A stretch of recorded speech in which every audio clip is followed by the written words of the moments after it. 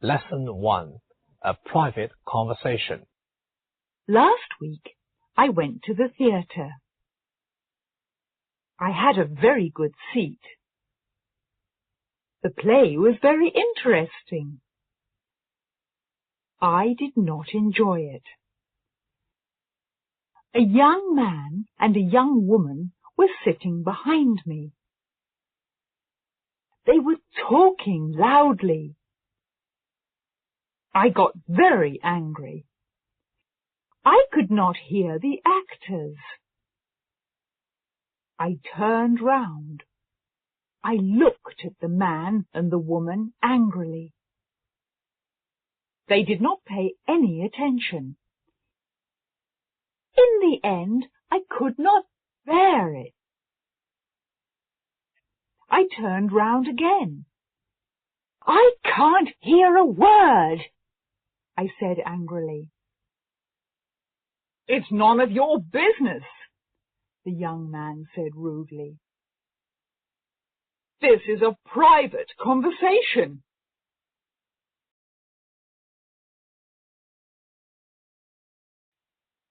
Lesson 2. Breakfast or lunch. It was Sunday. I never get up early on Sundays. I sometimes stay in bed until lunchtime. Last Sunday, I got up very late. I looked out of the window. It was dark outside. What a day, I thought. It's raining again. Just then, the telephone rang. It was my Aunt Lucy. I've just arrived by train, she said. I'm coming to see you. But I'm still having breakfast, I said. What are you doing? She asked. I'm having breakfast, I repeated. Dear me, she said. Do you always get up so late?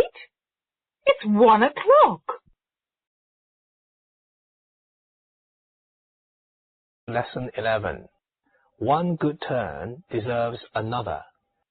I was having dinner at a restaurant when Tony Steele came in. Tony worked in a lawyer's office years ago, but he is now working at a bank.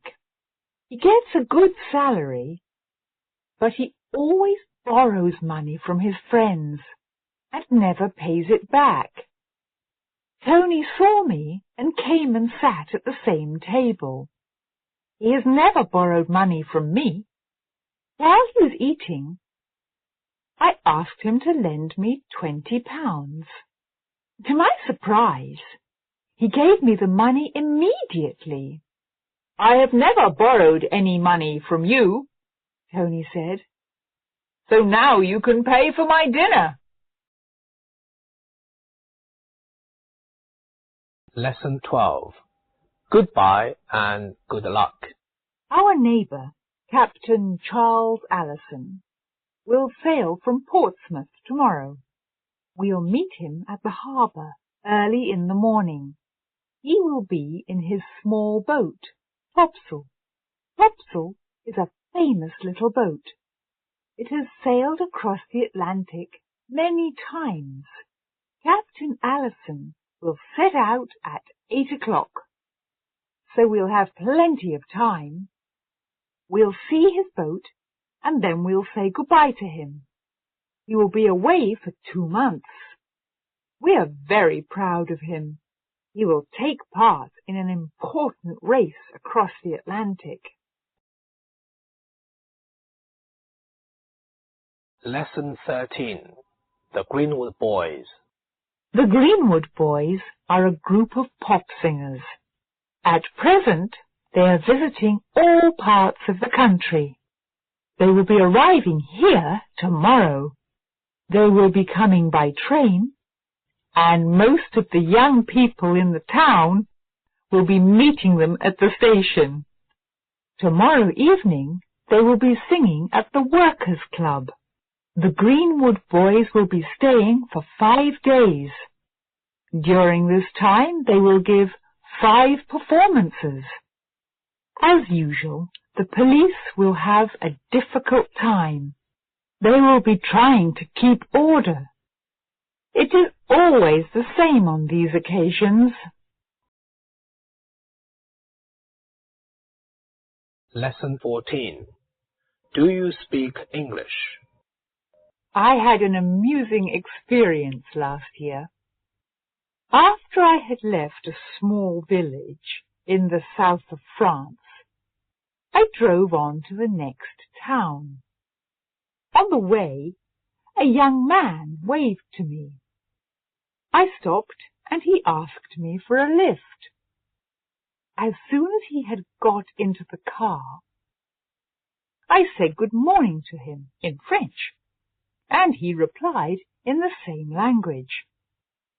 Apart from a few words, I do not know any French at all. Neither of us spoke during the journey. I had nearly reached the town when the young man suddenly said, very slowly, "Do you speak English?" As I soon learned, he was English himself. Lesson 15. Good news. The secretary told me that Mr. Harmsworth would see me. I felt very nervous when I went into his office. He did not look up from his desk when I entered. After I had sat down, he said that business was very bad. He told me that the firm could not afford to pay such large salaries. 20 people had already left. I knew that my turn had come. "Mr. Harmsworth," I said in a weak voice. "Don't interrupt," he said.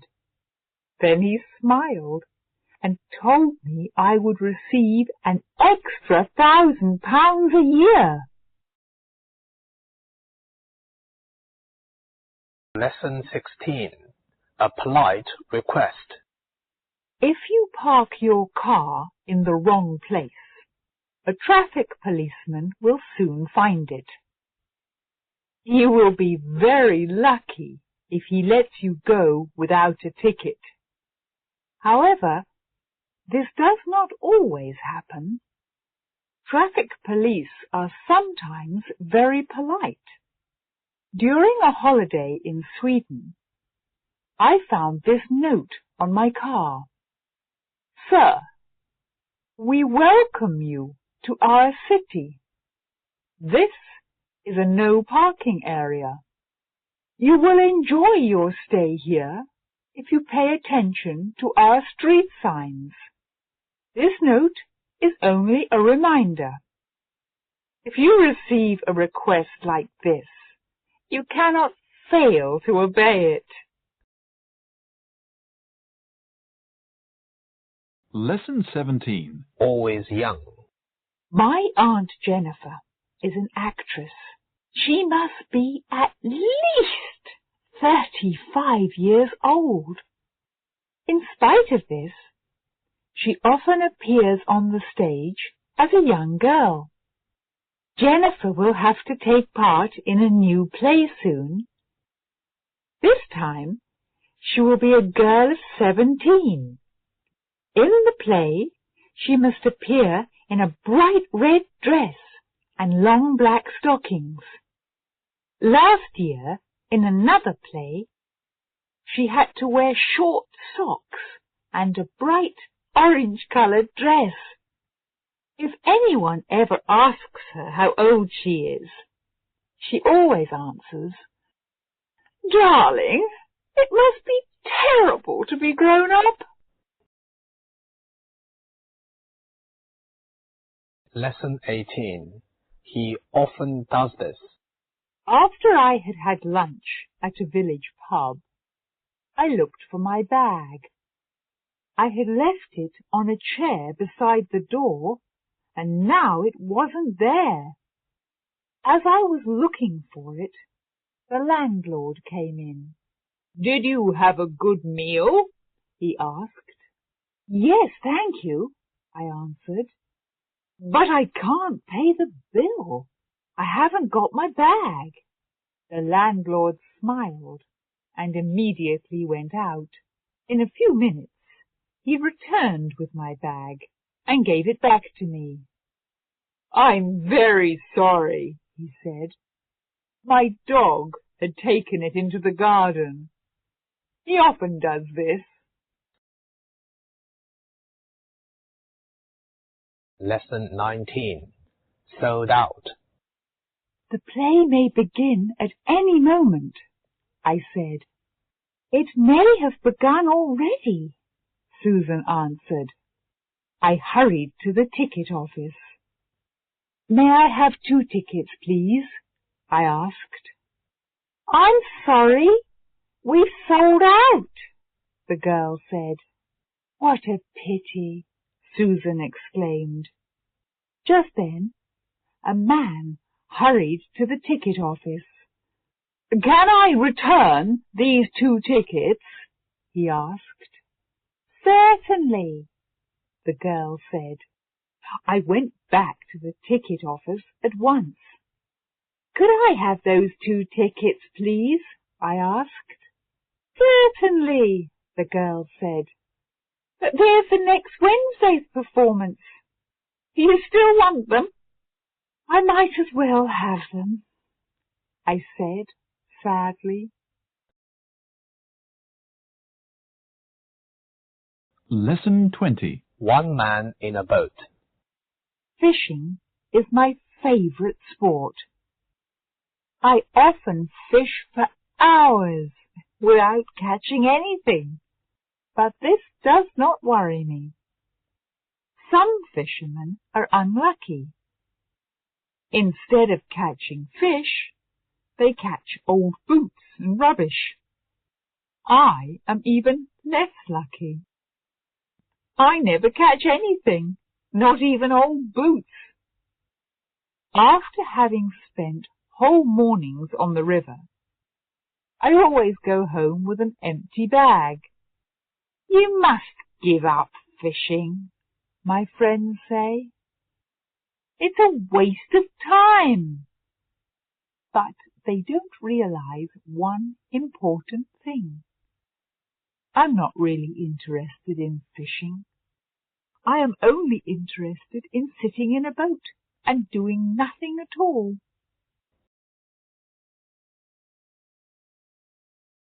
Lesson 21. Mad or not? Aeroplanes are slowly driving me mad. I live near an airport, and passing planes can be heard night and day. The airport was built years ago, but for some reason it could not be used then. Last year, however, it came into use. Over 100 people must have been driven away from their homes by the noise. I am one of the few people left. Sometimes I think this house will be knocked down by a passing plane. I have been offered a large sum of money to go away, but I am determined to stay here. Everybody says I must be mad, and they are probably right. Lesson 22. A glass envelope. My daughter Jane never dreamed of receiving a letter from a girl of her own age in Holland. Last year, we were travelling across the Channel, and Jane put a piece of paper with her name and address on it into a bottle. She threw the bottle into the sea. She never thought of it again, but 10 months later, she received a letter from a girl in Holland. Both girls write to each other regularly now, However, they have decided to use the post office. Letters will cost a little more, but they will certainly travel faster.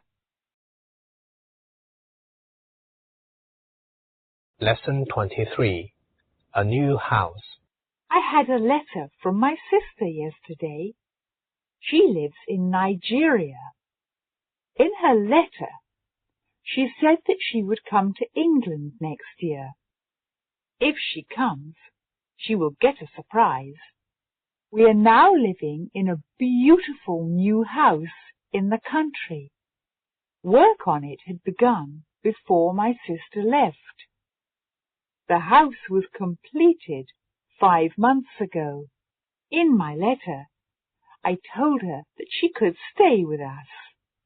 The house has many large rooms, and there is a lovely garden. It is a very modern house, so it looks strange to some people. It must be the only modern house in the district. Lesson 24. It could be worse. I entered the hotel manager's office and sat down. I had just lost £50, and I felt very upset. I left the money in my room, I said, and it's not there now. The manager was sympathetic, but he could do nothing. Everyone's losing money these days, he said. He started to complain about this wicked world, but was interrupted by a knock at the door. A girl came in and put an envelope on his desk. It contained £50.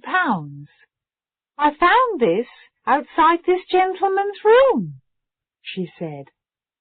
Well, I said to the manager, there is still some honesty in this world.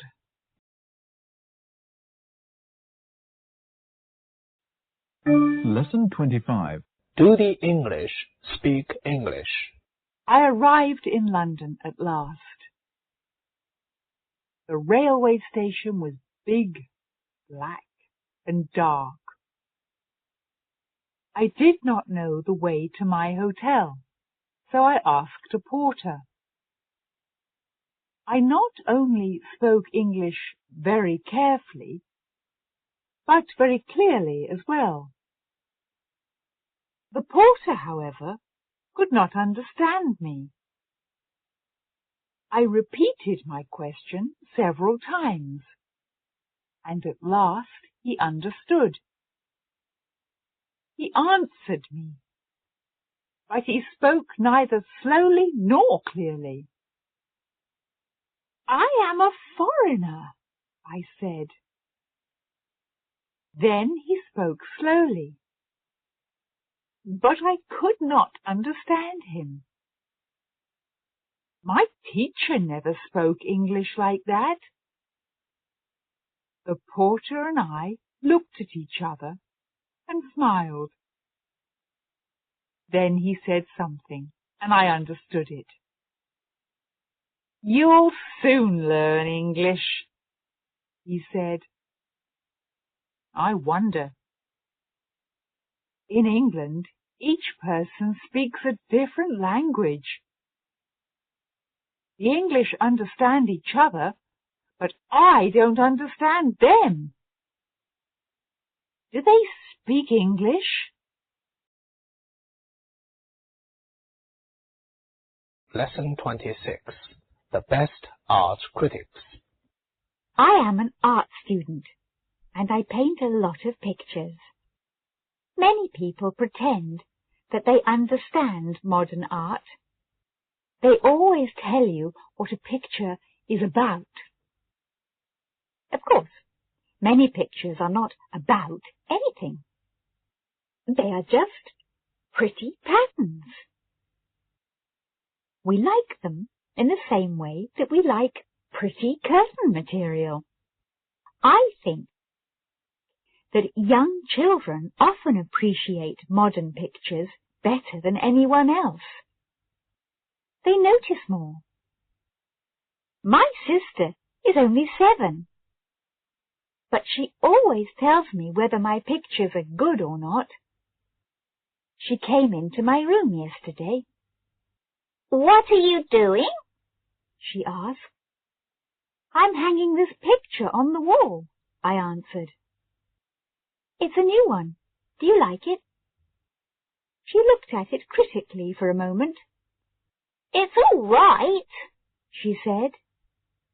"But isn't it upside down?" I looked at it again. She was right. It was. Lesson 27. A wet night.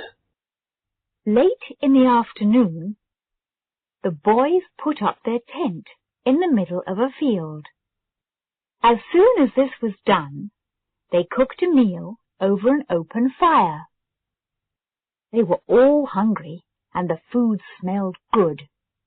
After a wonderful meal, they told stories and sang songs by the campfire. But some time later, it began to rain. The boys felt tired, so they put out the fire and crept into their tent. Their sleeping bags were warm and comfortable, so they all slept soundly. In the middle of the night, 2 boys woke up and began shouting.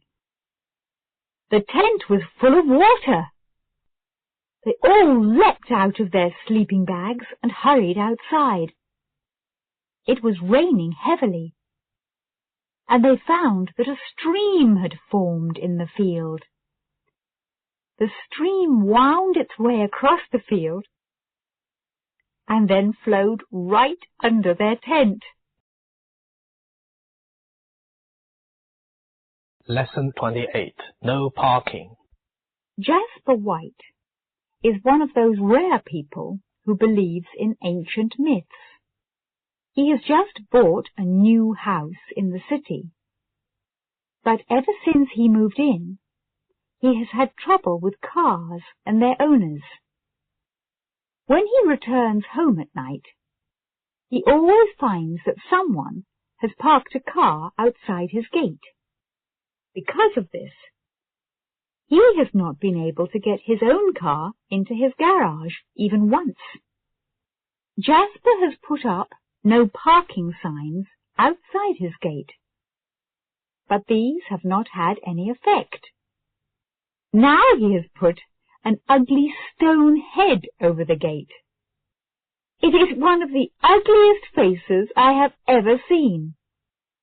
I asked him what it was, and he told me that it was Medusa, the Gorgon.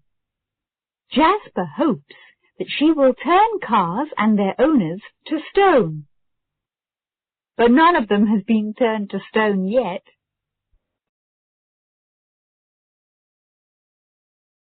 Lesson 29. Taxi. Captain Ben Fawcett has bought an unusual taxi and has begun a new service. The taxi is a small Swiss aeroplane called a Piratus Porter. This wonderful plane can carry 7 passengers.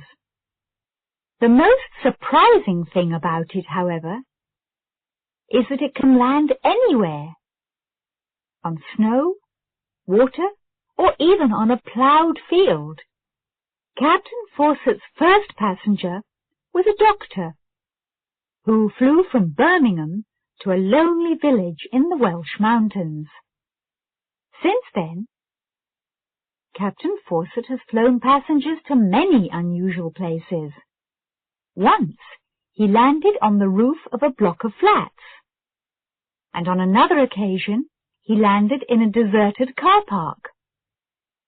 Captain Fawcett has just refused a strange request from a businessman. The man wanted to fly to Rockall, a lonely island in the Atlantic Ocean, but Captain Fawcett did not take him because the trip was too dangerous.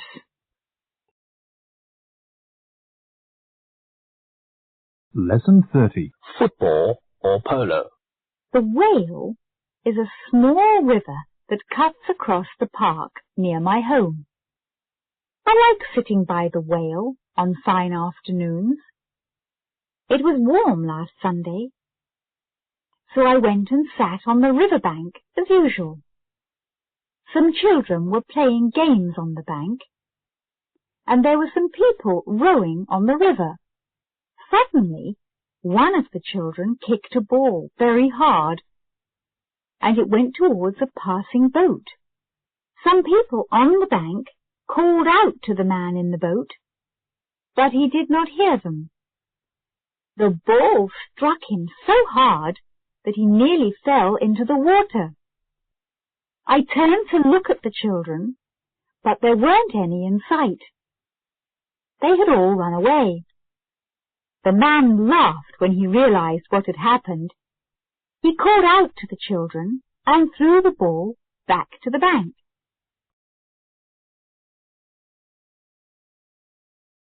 Lesson 3. Please send me a card. Postcards always spoil my holidays. Last summer, I went to Italy. I visited museums and sat in public gardens. A friendly waiter taught me a few words of Italian. Then he lent me a book. I read a few lines, but I did not understand a word. Every day I thought about postcards. My holidays passed quickly, but I did not send cards to my friends. On the last day, I made a big decision. I got up early and bought 37 cards. I spent the whole day in my room, but I did not write a single card. Lesson 4. An exciting trip. I have just received a letter from my brother, Tim. He is in Australia. He has been there for 6 months. Tim is an engineer. He is working for a big firm, and he has already visited a great number of different places in Australia. He has just bought an Australian car and has gone to Alice Springs, a small town in the centre of Australia. He will soon visit Darwin. From there, he will fly to Perth. My brother has never been abroad before, so he is finding this trip very exciting. Lesson 31. Success Story. Yesterday afternoon, Frank Hawkins was telling me about his experiences as a young man.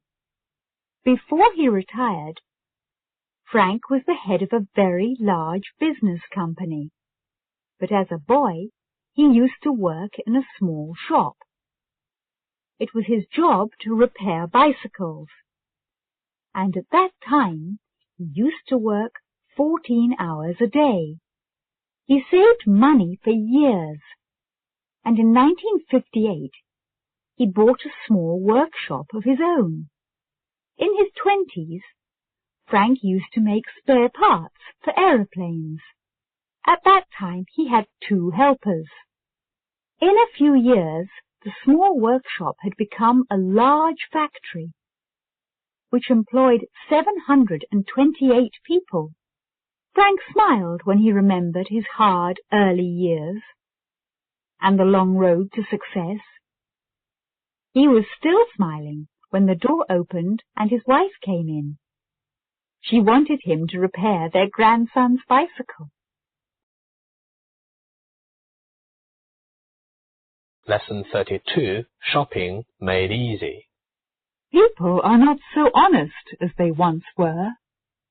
The temptation to steal is greater than ever before, especially in large shops. A detective recently watched a well-dressed woman who always went into a large store on Monday mornings. One Monday, there were fewer people in the shop than usual when the woman came in, so it was easier for the detective to watch her. The woman first bought a few small articles. After a little time, she chose one of the most expensive dresses in the shop and handed it to an assistant, who wrapped it up for her as quickly as possible.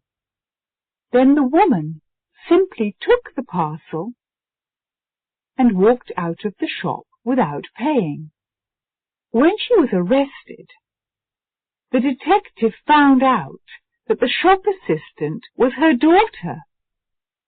The girl gave her mother a free dress once a week. Lesson 33. Out of the darkness. Nearly a week passed before the girl was able to explain what had happened to her. One afternoon, she set out from the coast in a small boat and was caught in a storm. Towards evening, the boat struck a rock and the girl jumped into the sea. Then she swam to the shore after spending the whole night in the water. During that time, she covered a distance of 8 miles. Early next morning, she saw a light ahead. She knew she was near the shore because the light was high up on the cliffs. On arriving at the shore, the girl struggled up the cliff towards the light she had seen. That was all she remembered. When she woke up a day later, she found herself in hospital. Lesson 34. Quick work. Anne Robinson has been worried all week. Last Tuesday, he received a letter from the local police. In the letter, he was asked to call at the station. Dan wondered why he was wanted by the police, but he went to the station yesterday, and now he is not worried any more. At the station, he was told by a smiling policeman that his bicycle had been found 5 days ago, the policeman told him. The bicycle was picked up in a small village 400 miles away. It is now being sent to his home by train.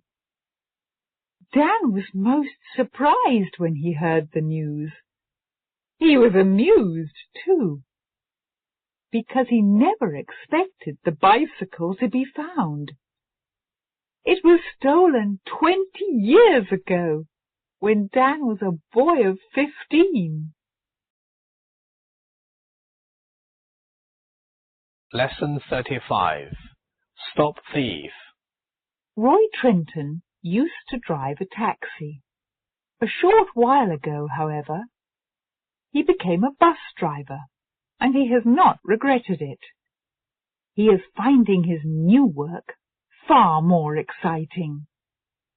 When he was driving along Catford Street recently, he saw 2 thieves rush out of a shop and run towards a waiting car. One of them was carrying a bag full of money. Roy acted quickly and drove the bus straight at the thieves.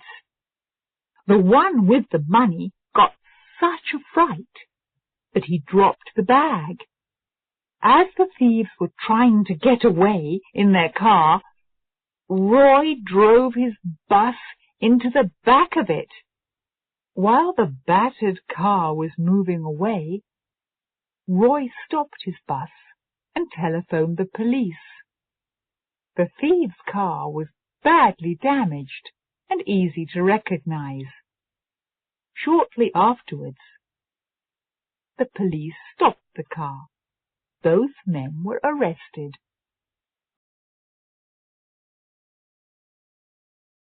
Lesson 36. Across the channel. Debbie Hart is going to swim across the English Channel tomorrow. She is going to set out from the French coast at 5 o'clock in the morning. Debbie is only 11 years old, and she hopes to set up a new world record.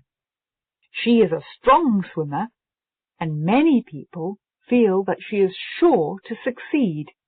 Debbie's father will set out with her in a small boat. Mr. Hart has trained his daughter for years.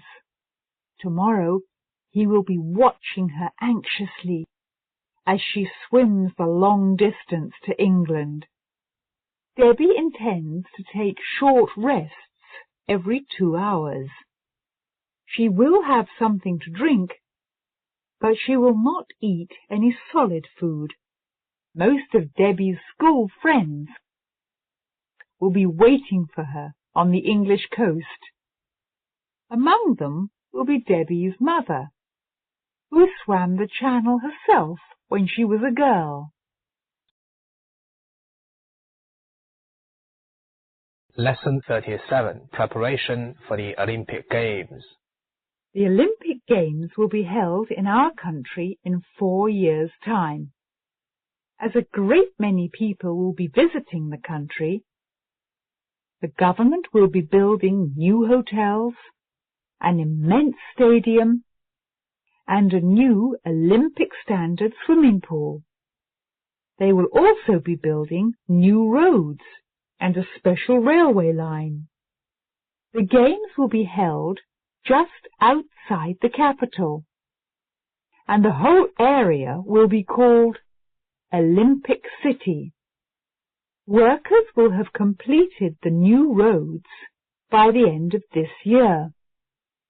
By the end of next year, they will have finished work on the new stadium. The fantastic modern buildings have been designed by Kurt Gunther. Everybody will be watching anxiously as the new buildings go up. We are all very excited and are looking forward to the Olympic Games because they have never been held before in this country. Lesson 38. Everything except the weather. My old friend Harrison had lived in the Mediterranean for many years before he returned to England. He had often dreamed of retiring in England and had planned to settle down in the country. He had no sooner returned than he bought a house and went to live there. Almost immediately he began to complain about the weather, for even though it was still summer, it rained continually, and it was often bitterly cold. After so many years of sunshine, Harrison got a shock. He acted as if he had never lived in England before. In the end, it was more than he could bear. He had hardly had time to settle down when he sold the house and left the country. The dream he had had for so many years ended there. Harrison had thought of everything except the weather. Lesson 39. Am I all right?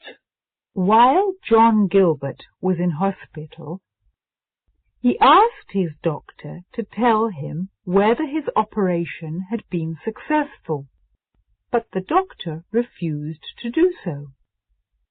The following day, the patient asked for a bedside telephone. When he was alone, he telephoned the hospital exchange and asked for Dr. Millington.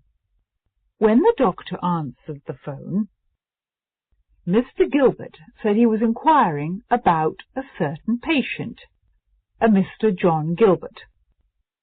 He asked if Mr. Gilbert's operation had been successful, and the doctor told him that it had been. He then asked when Mr. Gilbert would be allowed to go home, and the doctor told him that he would have to stay in hospital for another 2 weeks. Then Dr. Millington asked the caller if he was a relative of the patient. "No," the patient answered. "I am Mr. John Gilbert." Lesson 40. Food and Talk. Last week, at a dinner party, the hostess asked me to sit next to Mrs. Rumbold. Mrs. Rumbold was a large, unsmiling lady in a tight black dress. She did not even look up when I took my seat beside her. Her eyes were fixed on her plate, and in a short time she was busy eating. I tried to make conversation. "A new play is coming to the Globe soon," I said. "Will you be seeing it?" "No," she answered. "Will you be spending your holidays abroad this year?" I asked. "No," she answered. "Will you be staying in England?" I asked. "No," she answered. In despair, I asked her whether she was enjoying her dinner. "Young man," she answered, "if you ate more and talked less, we would both enjoy our dinner." Lesson 41. Do you call that a hat? "Do you call that a hat?" I said to my wife. "You needn't be so rude about it," my wife answered as she looked at herself in the mirror. I sat down on one of those modern chairs with holes in it and waited. We had been in the hat shop for half an hour, and my wife was still in front of the mirror. "We mustn't buy things we don't need," I remarked suddenly. I regretted saying it almost at once. "You needn't have said that," my wife answered. "I needn't remind you of that terrible tie you bought yesterday." "I find it beautiful," I said. "A man can never have too many ties." "And a woman can't have too many hats," she answered. 10 minutes later, we walked out of the shop together. My wife was wearing a hat that looked like a lighthouse.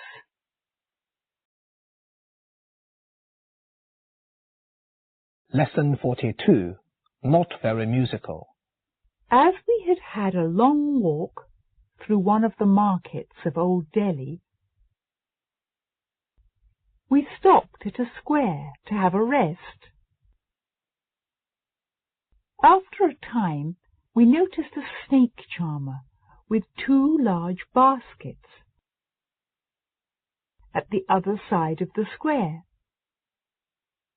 So we went to have a look at him.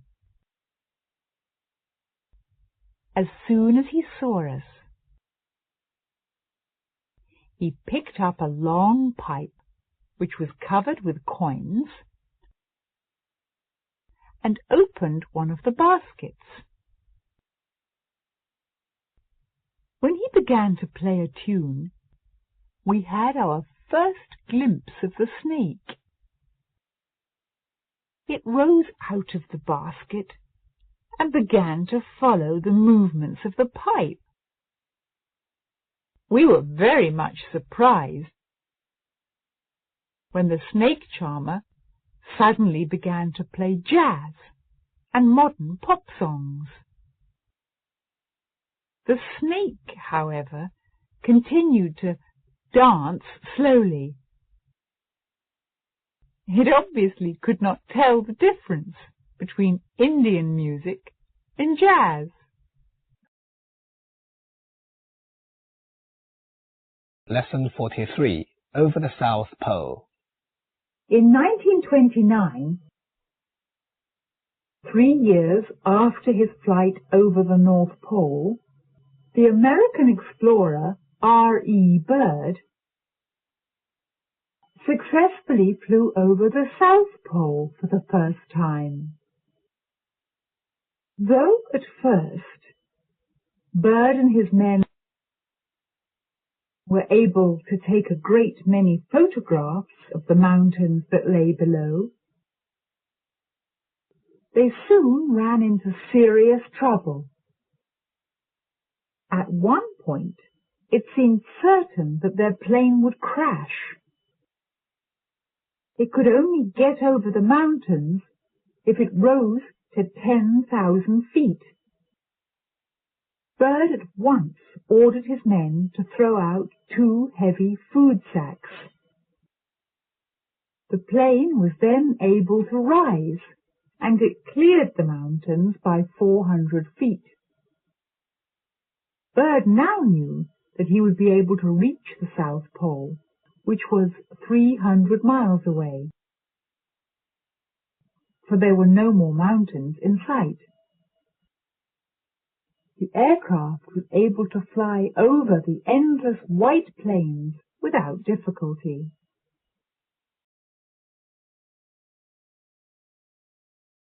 Lesson 44. Through the Forest. Mrs. Anne Sterling did not think of the risk she was taking when she ran through a forest after 2 men.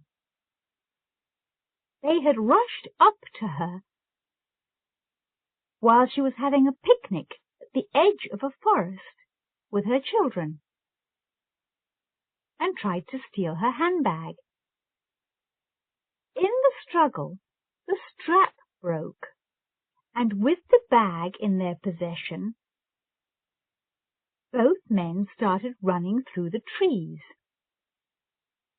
Mrs. Sterling got so angry that she ran after them. She was soon out of breath, but she continued to run.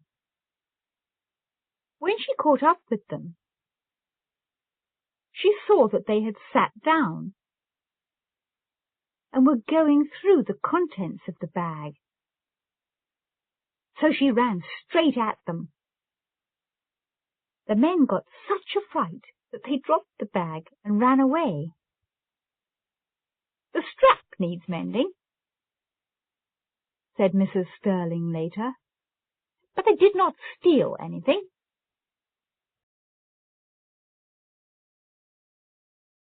Lesson 45. A Clear Conscience. The whole village soon learnt that a large sum of money had been lost. Sam Benton, the local butcher, had lost his wallet while taking his savings to the post office. Sam was sure that the wallet must have been found by one of the villagers, but it was not returned to him. 3 months passed, and then one morning Sam found his wallet outside his front door. It had been wrapped up in newspaper, and it contained half the money he had lost, together with a note which said, "A thief, yes, but only 50% a thief." 2 months later, some more money was sent to Sam with another note. "Only 25% a thief now." In time, all Sam's money was paid back in this way. The last note said, "I am 100% honest now." Lesson 46. Expensive and uncomfortable. 既昂贵又受罪. When a plane from London arrived at Sydney Airport,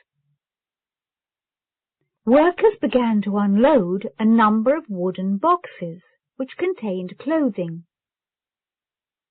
No one could account for the fact that one of the boxes was extremely heavy. It suddenly occurred to one of the workers to open up the box. He was astonished at what he found. A man was lying in the box, on top of a pile of woolen goods. He was so surprised at being discovered that he did not even try to run away. After he was arrested, the man admitted hiding in the box before the plane left London. He had had a long and uncomfortable trip, for he had been confined to the wooden box for over 18 hours. The man was ordered to pay £3,500 for the cost of the trip. The normal price of a ticket is £2,000.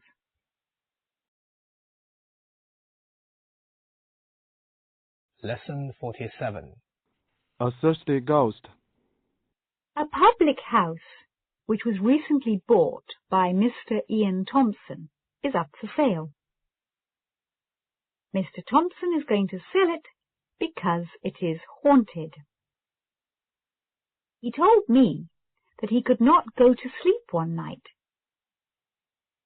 because he heard a strange noise coming from the bar. The next morning, he found that the doors had been blocked by chairs and the furniture had been moved.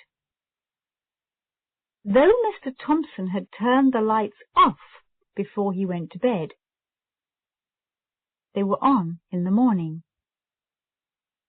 He also said that he had found 5 empty whiskey bottles, which the ghost must have drunk the night before. When I suggested that some villagers must have come in for a free drink, Mr. Thompson shook his head. The villagers have told him that they will not accept the pub even if he gives it away. Lesson 48. Did you want to tell me something? Dentists always ask questions when it is impossible for you to answer. My dentist had just pulled out one of my teeth and had told me to rest for a while. I tried to say something, but my mouth was full of cotton wool. He knew I collected matchboxes and asked me whether my collection was growing. He then asked me how my brother was and whether I liked my new job in London. In answer to these questions, I either nodded or made strange noises. Meanwhile, my tongue was busy searching out the hole where the tooth had been. I suddenly felt very worried, but could not say anything. When the dentist at last removed the cotton wool from my mouth, I was able to tell him that he had pulled out the wrong tooth.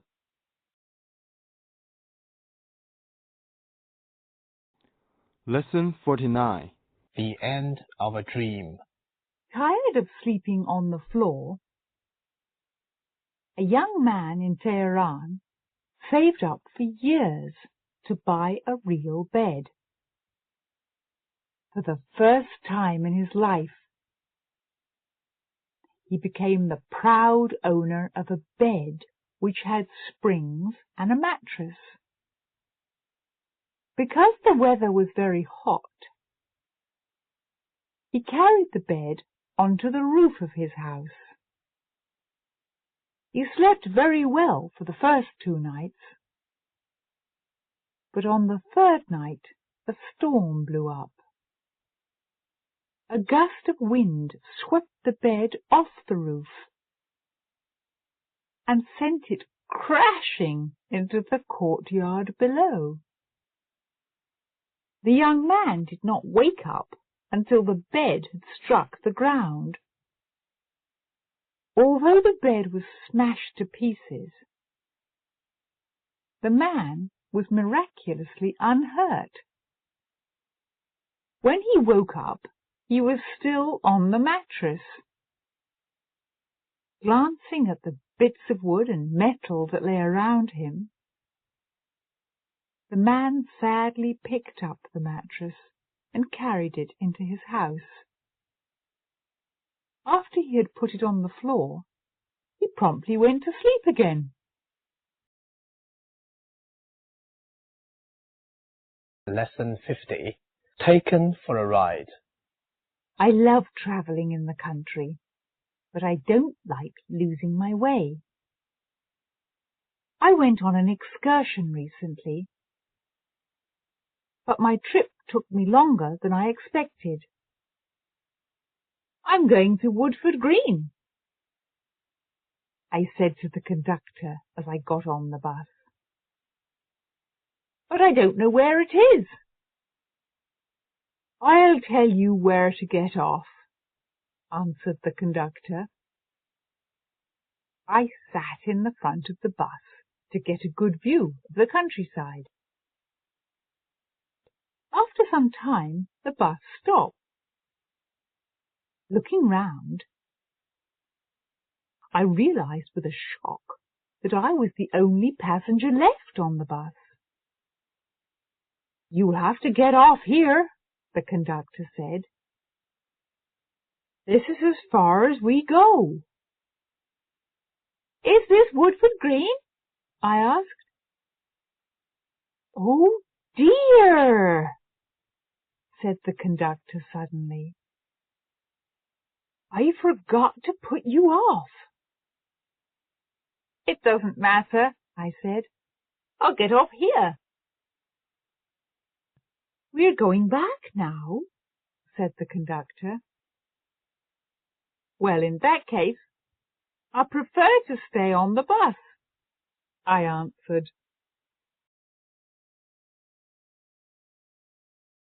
Lesson 5. No wrong numbers. Mr. James Scott has a garage in Silbury, and now he has just bought another garage in Pinhurst.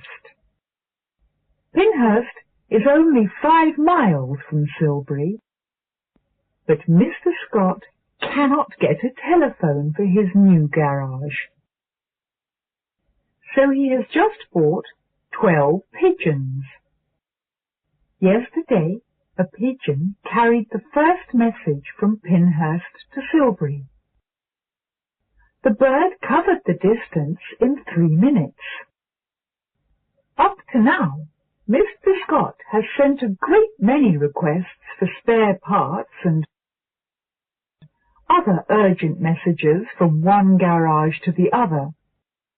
In this way, he has begun his own private telephone service.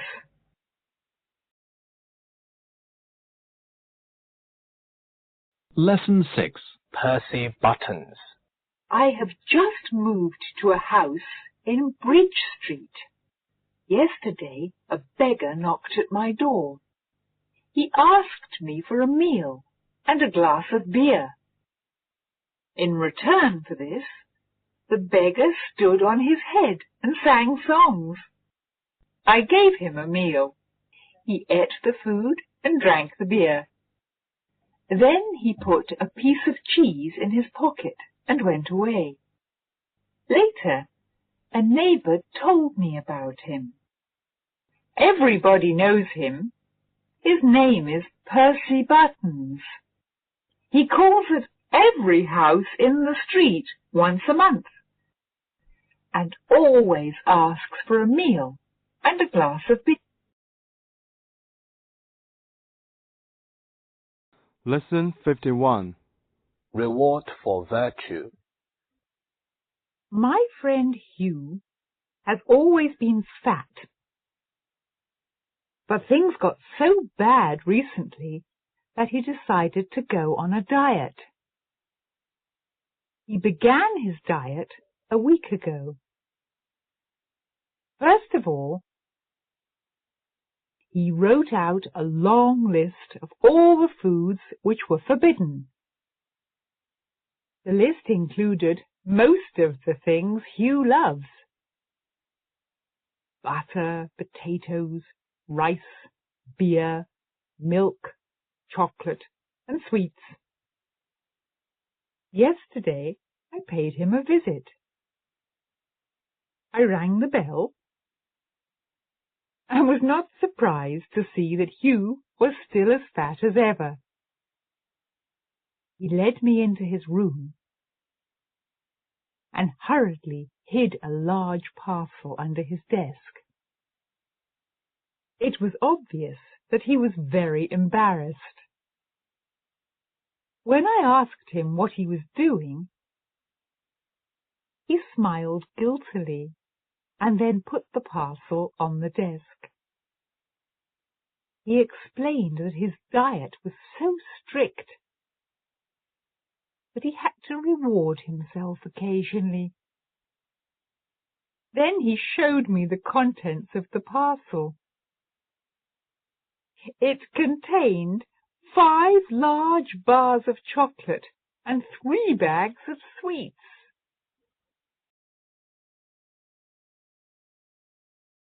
Lesson 52. A pretty carpet.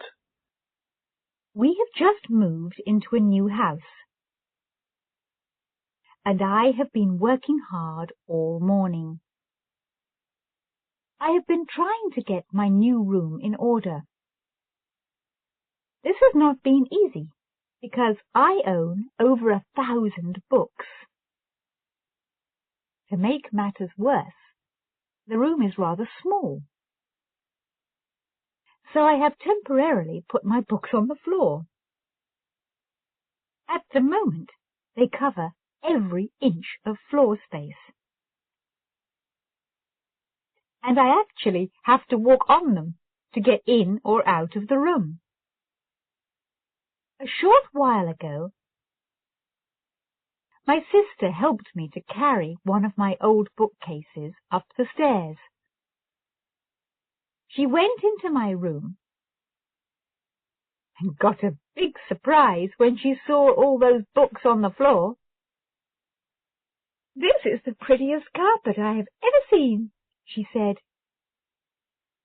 She gazed at it for some time and then added, "You don't need bookcases at all.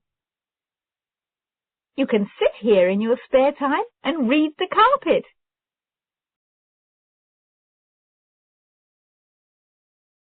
Lesson 53. Hot snake.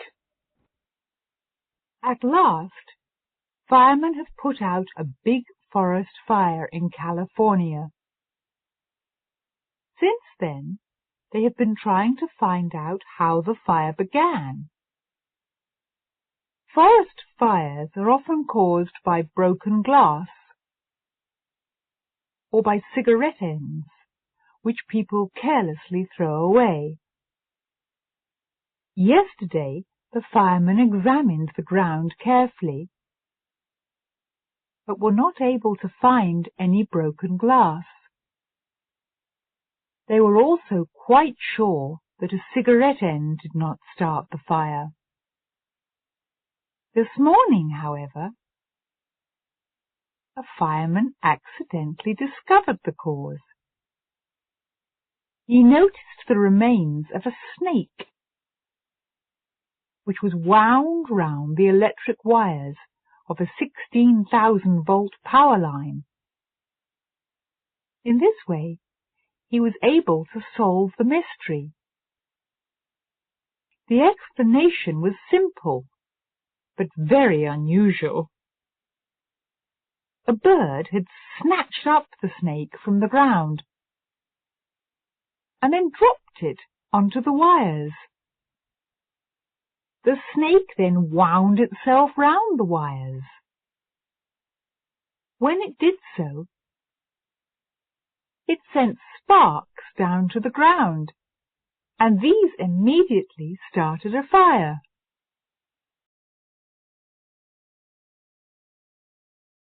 Lesson 54.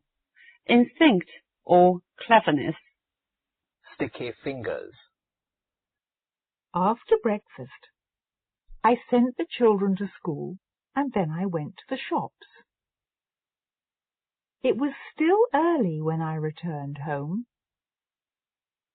The children were at school, my husband was at work, and the house was quiet. So I decided to make some meat pies. In a short time, I was busy mixing butter and flour, and my hands were soon covered with sticky pastry. At exactly that moment, the telephone rang. Nothing could have been more annoying. I picked up the receiver between two sticky fingers and was dismayed when I recognized the voice of Helen Bates. It took me 10 minutes to persuade her to ring back later. At last I hung up the receiver. What a mess! There was pastry on my fingers, on the telephone, and on the doorknobs. I had no sooner got back to the kitchen than the doorbell rang, loud enough to wake the dead. This time it was the postman, and he wanted me to sign for a registered letter.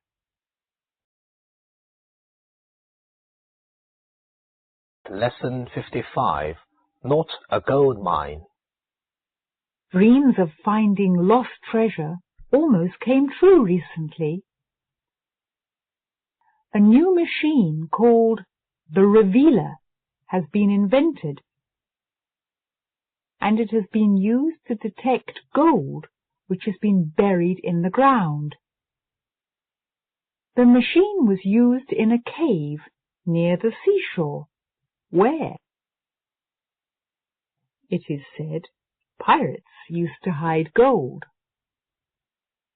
The pirates would often bury gold in the cave and then fail to collect it. Armed with the new machine, a search party went into the cave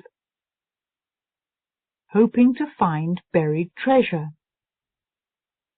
The leader of the party was examining the soil near the entrance to the cave when the machine showed that there was gold under the ground. Very excited, the party dug a hole 2 feet deep. They finally found a small gold coin, which was almost worthless. The party then searched the whole cave thoroughly, but did not find anything except an empty tin trunk. In spite of this, many people are confident that the revealer may reveal something of value fairly soon.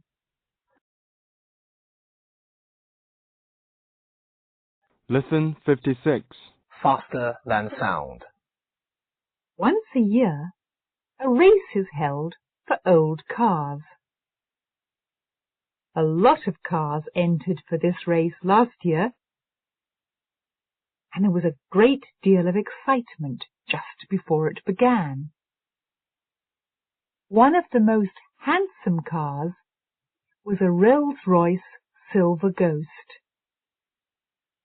The most unusual car was a Benz, which had only 3 wheels. Built in 1885, it was the oldest car taking part. After a great many loud explosions, the race began. Many of the cars broke down on the course, and some drivers spent more time under their cars than in them. A few cars, however, completed the race. The winning car reached a speed of 40 miles an hour, much faster than any of its rivals. It sped downhill at the end of the race, and its driver had a lot of trouble trying to stop it. The race gave everyone a great deal of pleasure. It was very different from modern car races, but no less exciting.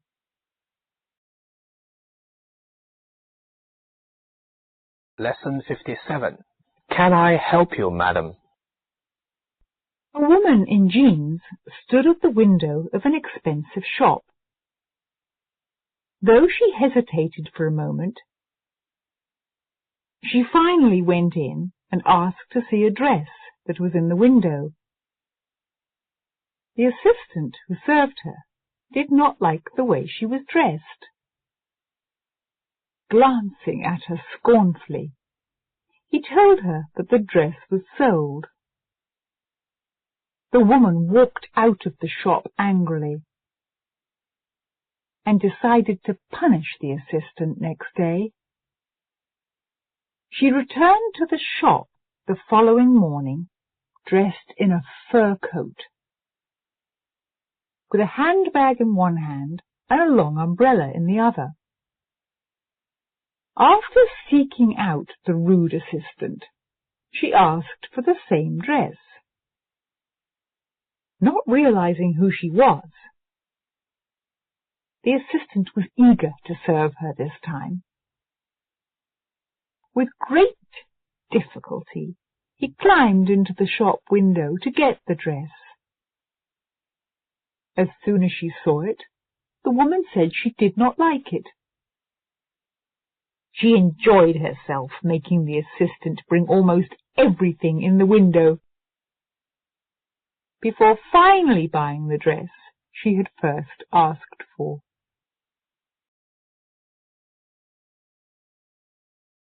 Lesson 58. A blessing in disguise. The tiny village of Frinley is said to possess a cursed tree. Because the tree was mentioned in a newspaper, the number of visitors to Frinley has now increased. The tree was planted near the church 50 years ago, but it is only in recent years that it has gained an evil reputation. It is said that if anyone touches the tree, he will have bad luck. If he picks a leaf, he will die. Many villagers believe that the tree has already claimed a number of victims. The vicar has been asked to have the tree cut down, but so far he has refused. He has pointed out that the tree is a useful source of income, as tourists have been coming from all parts of the country to see it. In spite of all that has been said, the tourists have been picking leaves and cutting their names on the tree trunk. So far, not one of them has been struck down by sudden death.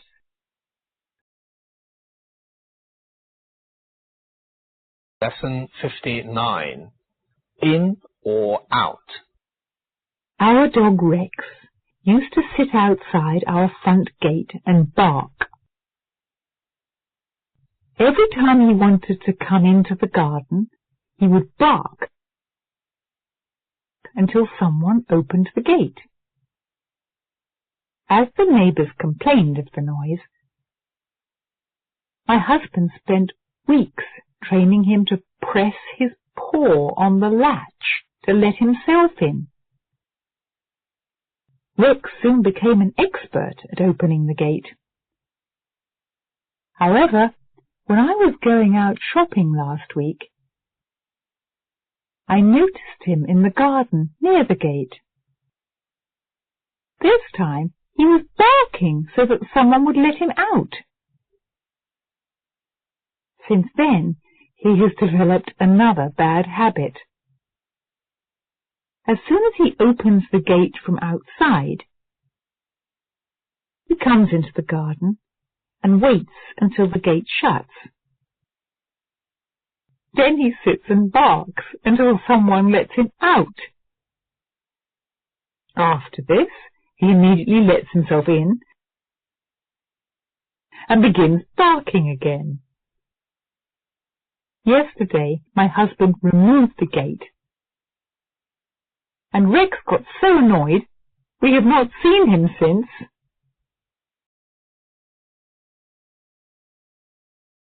Lesson 60. The Future. At a village fair, I decided to visit a fortune teller called Madame Belinsky.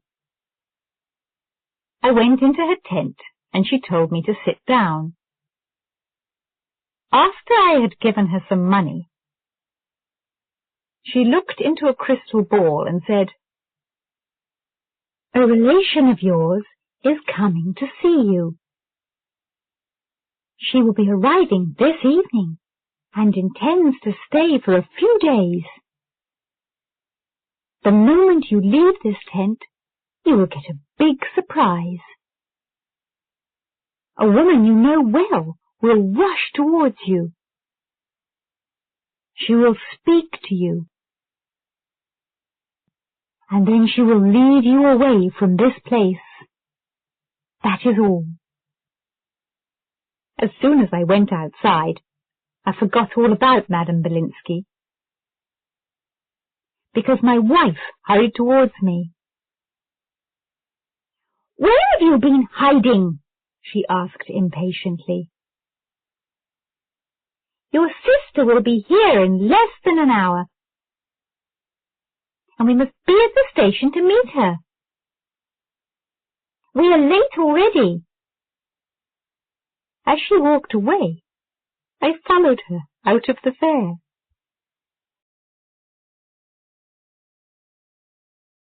Lesson 61. Trouble with the Hubble. The Hubble telescope was launched into space by NASA on April 20th, 1990,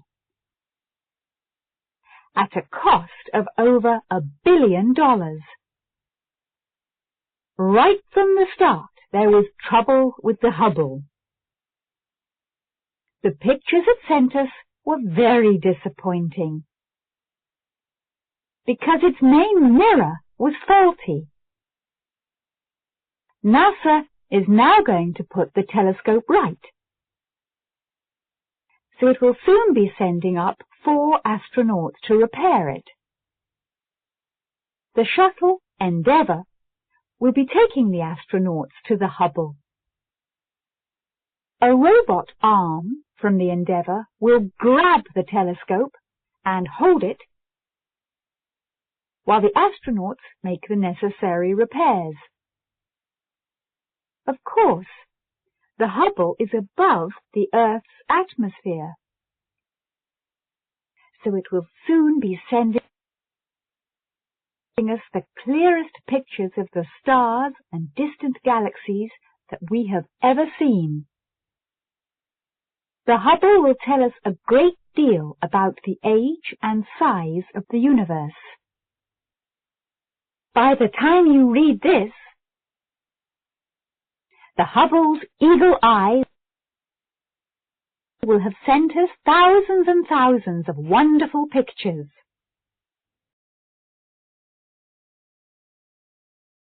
Lesson 62. After the fire. Firemen had been fighting the forest fire for nearly 3 weeks before they could get it under control. A short time before, great trees had covered the countryside for miles around. Now, smoke still rose up from the warm ground over the desolate hills. Winter was coming on, and the hills threatened the surrounding villages with destruction. For heavy rain would not only wash away the soil, but would cause serious floods as well. When the fire had at last been put out, the forest authorities ordered several tons of a special type of grass seed, which would grow quickly. The seed was sprayed over the ground in huge quantities by aeroplanes. The planes had been planting seed for nearly a month when it began to rain. By then, however, in many places the grass had already taken root. In place of the great trees which had been growing there for centuries, patches of green had begun to appear in the blackened soil.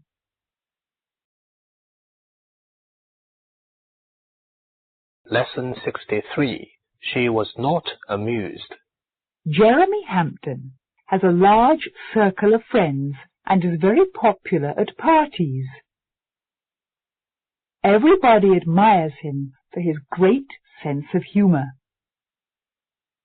Everybody, that is, except his 6-year-old daughter, Jenny. Recently, one of Jeremy's closest friends asked him to make a speech at a wedding reception. This is the sort of thing that Jeremy loves. He prepared the speech carefully and went to the wedding with Jenny. He had included a large number of funny stories in the speech. And of course, it was a great success.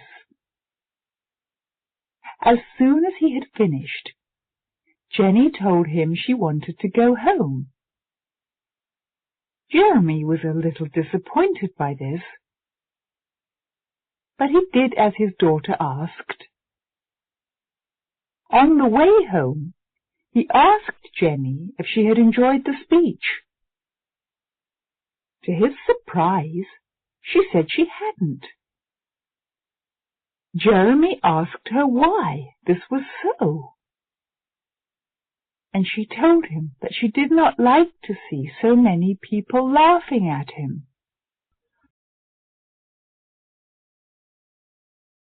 Lesson 64. The Channel Tunnel. In 1858, a French engineer, Aimé Thomas de Gamon, arrived in England with a plan for a 21-mile tunnel under the English Channel. He said that it would be possible to build a platform in the centre of the channel. This platform would serve as a port and a railway station. The tunnel would be well ventilated if tall chimneys were built above sea level.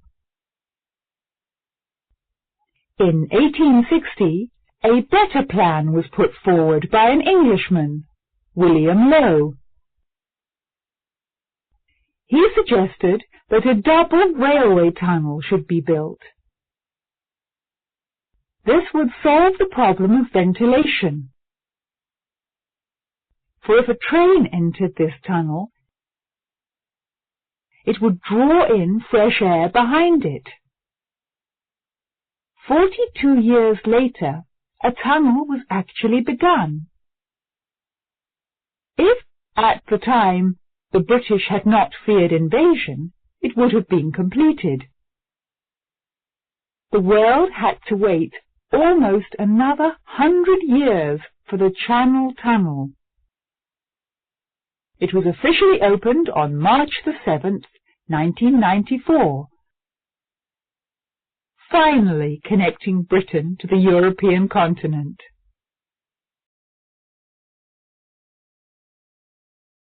Lesson 65, Jumbo versus the Police.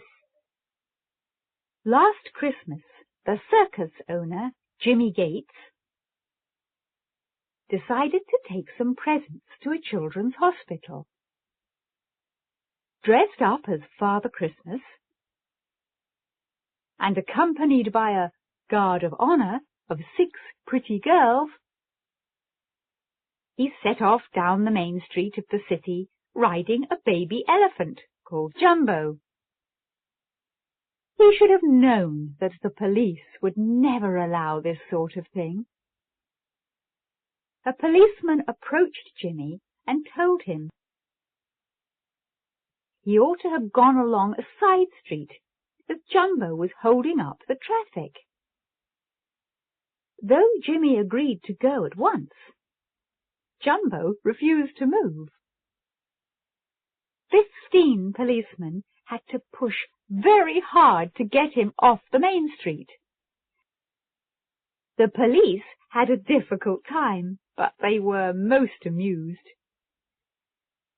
"Jumbo must weigh a few tons," said a policeman afterwards. "So it was fortunate that we didn't have to carry him. Of course, we should arrest him. But as he has a good record, we shall let him off this time."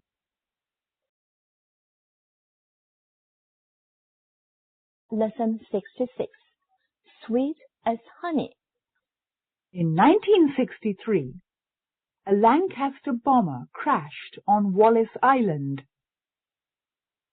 a remote place in the South Pacific, a long way west of Samoa. The plane wasn't too badly damaged, but over the years the crash was forgotten and the wreck remained undisturbed.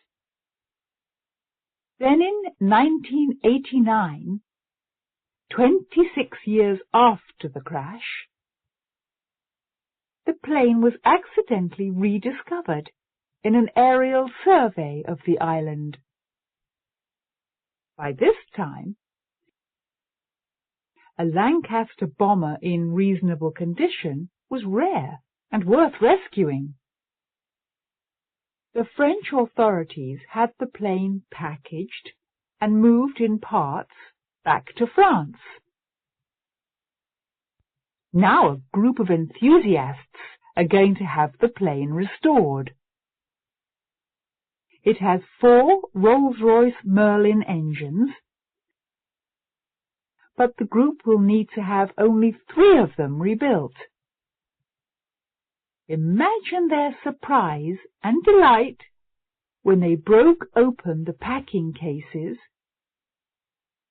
and found that the 4th engine was sweet as honey, still in perfect condition. A colony of bees had turned the engine into a hive, and it was totally preserved in beeswax.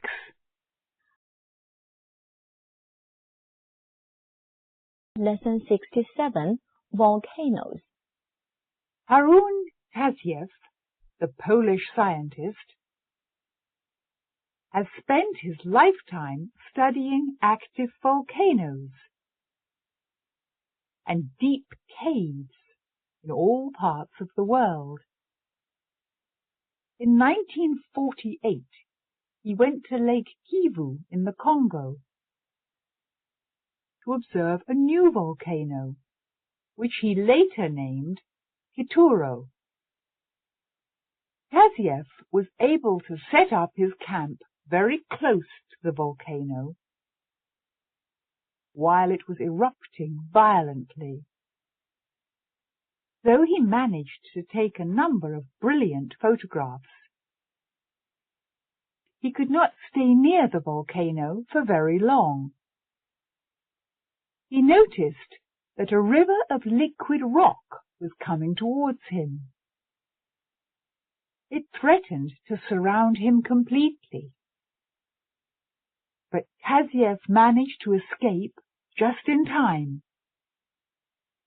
He waited until the volcano became quiet,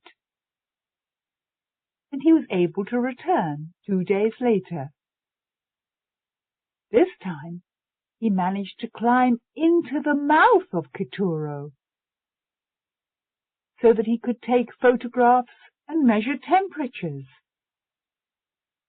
Teziev has often risked his life in this way. He has been able to tell us more about active volcanoes than any man alive. Lesson 60. Persistent. I crossed the street to avoid meeting him, but he saw me and came running towards me. It was no use pretending that I had not seen him, so I waved to him. I never enjoy meeting Nigel Dykes. He never has anything to do. No matter how busy you are, he always insists on coming with you. I had to think of a way of preventing him from following me around all morning. "Hello, Nigel," I said. "Fancy meeting you here." "Hi, Elizabeth," Nigel answered. "I was just wondering how to spend the morning until I saw you. You're not busy doing anything, are you?" "No, not at all," I answered. "I'm going to—" "Would you mind my coming with you?" he asked before I had finished speaking. "Not at all," I lied. "But I'm going to the dentist." "Then I'll come with you," he answered. "There's always plenty to read in the waiting room."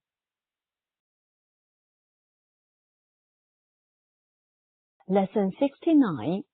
Banat murder. I was being tested for a driving license for the 3rd time. I had been asked to drive in heavy traffic and had done so successfully.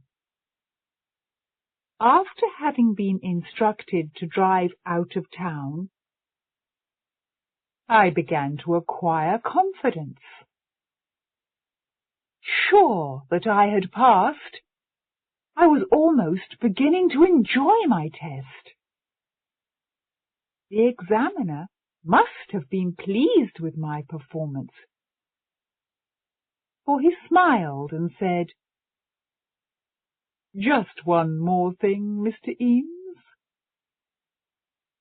Let us suppose that a child suddenly crosses the road in front of you. As soon as I tap on the window, you must stop within 5 feet." I continued driving, and after some time, the examiner tapped loudly. Though the sound could be heard clearly, it took me a long time to react.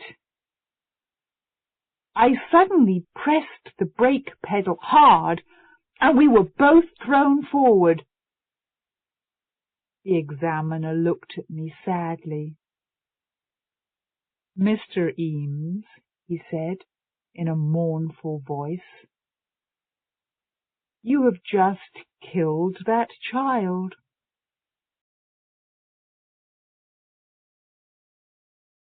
Lesson 70. Red for danger. During a bullfight, a drunk suddenly wandered into the middle of the ring. The crowd began to shout, but the drunk was unaware of the danger. The bull was busy with the matador at the time, but it suddenly caught sight of the drunk, who was shouting rude remarks and waving a red cap. Apparently sensitive to criticism, the bull forgot all about the matador and charged at the drunk. The crowd suddenly grew quiet. The drunk, however, seemed quite sure of himself. When the bull got close to him,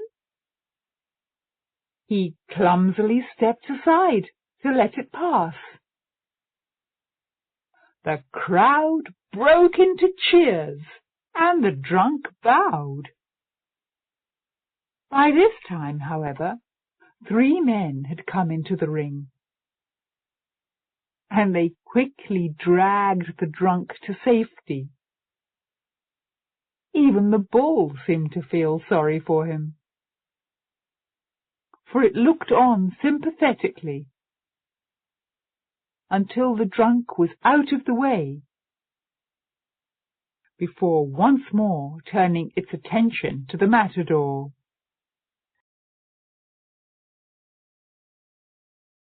Lesson 7. Too late. The plane was late, and detectives were waiting at the airport all morning. They were expecting a valuable parcel of diamonds from South Africa. A few hours earlier, someone had told the police that thieves would try to steal the diamonds. When the plane arrived, some of the detectives were waiting inside the main building, while others were waiting on the airfield. 2 men took the parcel off the plane and carried it into the customs house. While 2 detectives were keeping guard at the door, 2 others opened the parcel. To their surprise, the precious parcel was full of stones and sand. Lesson 8. The best and the worst. Joe Sanders has the most beautiful garden in our town. Nearly everybody enters for the nicest garden competition each year, but Joe wins every time. Bill Frith's garden is larger than Joe's. Bill works harder than Joe and grows more flowers and vegetables. Joe's garden is more interesting. He has made neat paths and has built a wooden bridge over a pool. I like gardens too, but I do not like hard work. Every year I enter for the garden competition too, and I always win a little prize for the worst garden in the town. Lesson 71. A famous clock. When you visit London, one of the first things you will see is Big Ben, the famous clock which can be heard all over the world on the BBC. If the Houses of Parliament had not been burned down in 1834, the great clock would never have been erected. Big Ben takes its name from Sir Benjamin Hall, who was responsible for the making of the clock when the new Houses of Parliament were being built. It is not only of immense size, but is extremely accurate as well. Officials from Greenwich Observatory have the clock checked twice a day. On the BBC, you can hear the clock when it is actually striking, because microphones are connected to the clock tower. Big Ben has rarely gone wrong. Once, however, it failed to give the correct time. A painter who had been working on the tower hung a pot of paint on one of the hands and slowed it down. Lesson 72. A car called Bluebird. The great racing driver, Sir Malcolm Campbell, was the first man to drive at over 300 miles per hour. He set up a new world record in September 1935 at Bonneville Salt Flats, Utah.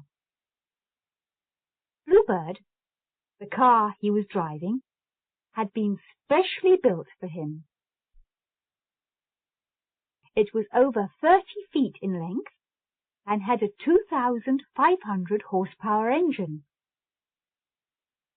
Although Campbell reached a speed of over 304 miles per hour, he had great difficulty in controlling the car because a tire burst during the first run. After his attempt, Campbell was disappointed to learn that his average speed had been 299 miles per hour. However, a few days later, he was told that a mistake had been made. His average speed had been 301 miles per hour. Since that time, racing drivers have reached speeds over 600 miles an hour. Following in his father's footsteps many years later, Sir Malcolm's son, Donald, also set up a world record. Like his father, he was driving a car called Bluebird. Lesson 73, Record Holder. Children who play truant from school are unimaginative. A quiet day's fishing or 8 hours in a cinema, seeing the same film over and over again, is usually as far as they get. They have all been put to shame by a boy who, while playing truant, travelled 1,600 miles. He hitchhiked to Dover and towards evening went into a boat to find somewhere to sleep. When he woke up next morning, he discovered that the boat had in the meantime travelled to Calais. No one noticed the boy as he crept off. From there, he hitchhiked to Paris in a lorry. The driver gave him a few biscuits and a cup of coffee and left him just outside the city. The next car the boy stopped did not take him into the centre of Paris as he hoped it would, but to Perpignan on the French-Spanish border. There he was picked up by a policeman and sent back to England by the local authorities. He has surely set up a record for the thousands of children who dream of evading school.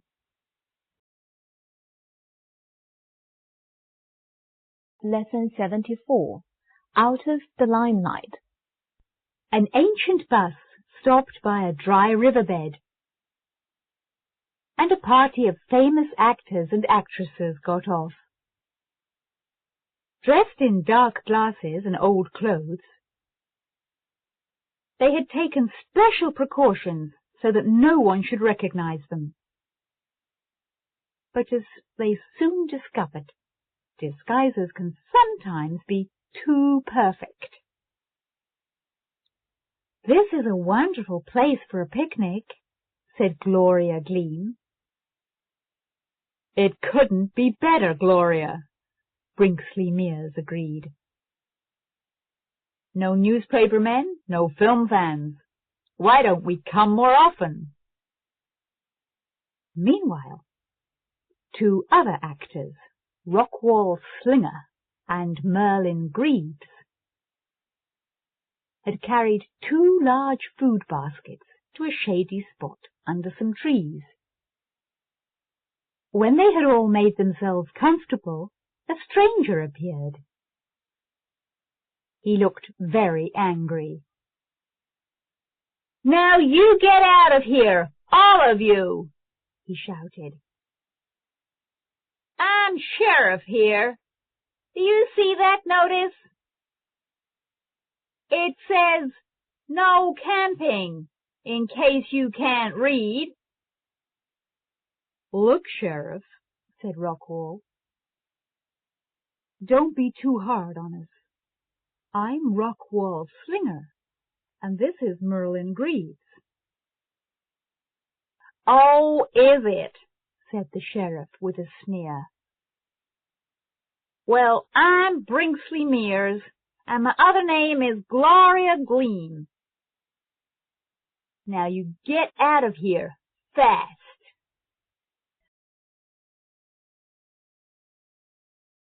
Lesson 75, SOS.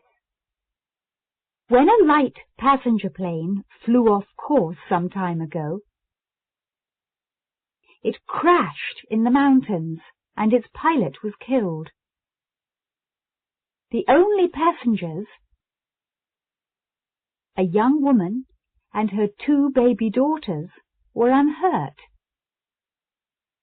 It was the middle of winter. Snow lay thick on the ground.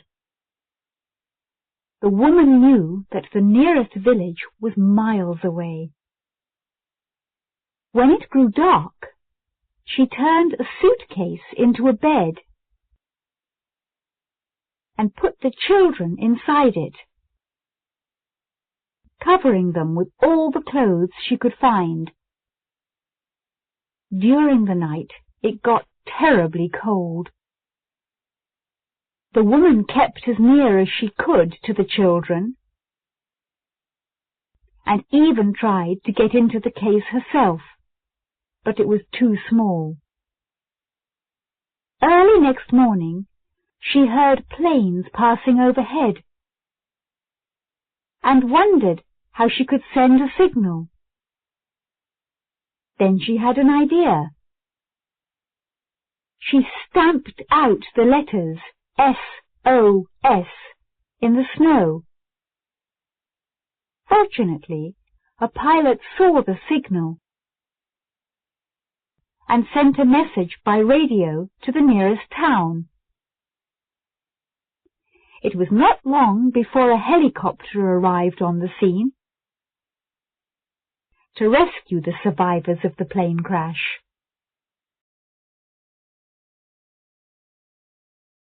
Lesson 76, April Fool's Day. "To end our special news bulletin," said the voice of the television announcer, "we're going over to the macaroni fields of Calabria. Macaroni has been grown in this area for over 600 years. 2 of the leading growers, Giuseppe Moldova and Riccardo Brabante, tell me that they have been expecting a splendid crop this year, and harvesting has begun earlier than usual. Here you can see 2 workers who, between them, have just finished cutting 3 cartloads of golden brown macaroni stalks. The whole village has been working day and night, gathering and threshing this year's crop before the September rains. On the right, you can see Mrs. Brabante herself. She has been helping her husband for 30 years now. Mrs. Brabante is talking to the manager of the local factory, where the crop is processed. This last scene shows you what will happen at the end of the harvest. The famous Calabrian macaroni eating competition. Signor Fratelli, the present champion, has won it every year since 1991. And that ends our special bulletin for today, Thursday, April the 1st. We're now going back to the studio.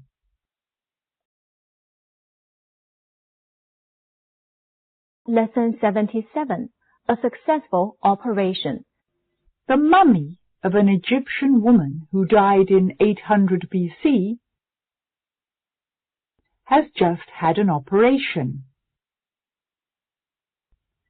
The mummy is that of Shep-en-Mut, who was once a singer in the temple of Thebes. As there were strange marks on the X-ray plates taken of the mummy, doctors have been trying to find out whether the woman died of a rare disease. The only way to do this was to operate. The operation, which lasted for over 4 hours, proved to be very difficult because of the hard resin which covered the skin. The doctors removed a section of the mummy and sent it to a laboratory. They also found something which the X-ray plates did not show.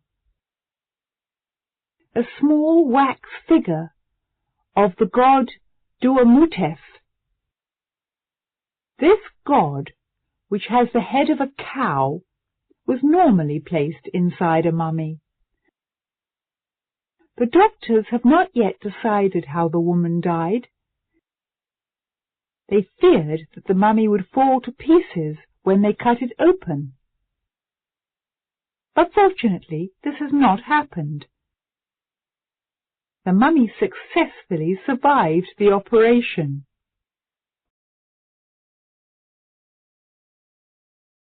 Lesson 78. The last one. After reading an article entitled Cigarette Smoking and Your Health, I lit a cigarette to calm my nerves. I smoked with concentration and pleasure, as I was sure that this would be my last cigarette. For a whole week, I did not smoke at all. And during this time, my wife suffered terribly. I had all the usual symptoms of someone giving up smoking. A bad temper and an enormous appetite. My friends kept on offering me cigarettes and cigars. They made no effort to hide their amusement. Whenever I produced a packet of sweets from my pocket. After 7 days of this, I went to a party. Everybody around me was smoking, and I felt extremely uncomfortable. When my old friend Brian urged me to accept a cigarette, it was more than I could bear. I took one guiltily, lit it, and smoked with satisfaction. My wife was delighted that things had returned to normal once more. Anyway, as Brian pointed out, it is the easiest thing in the world to give up smoking. He himself has done it lots of times.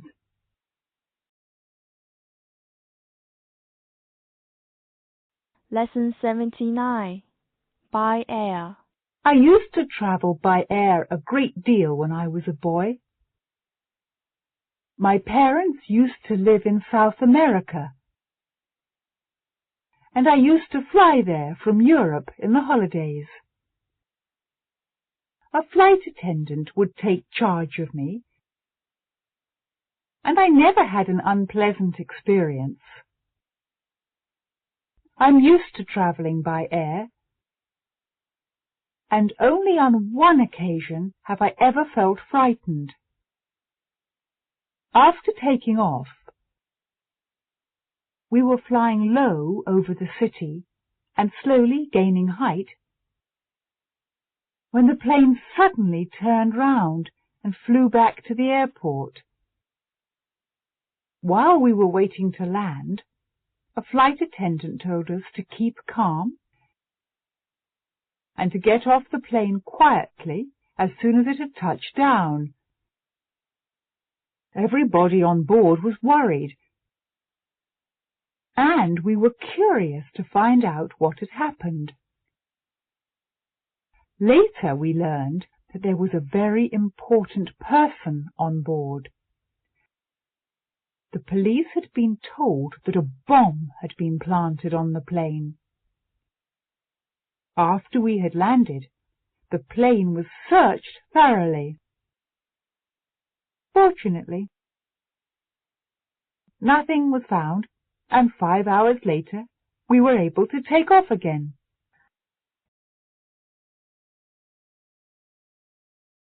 Lesson 80. The Crystal Palace. Perhaps the most extraordinary building of the 19th century was the Crystal Palace, which was built in Hyde Park for the Great Exhibition of 1851.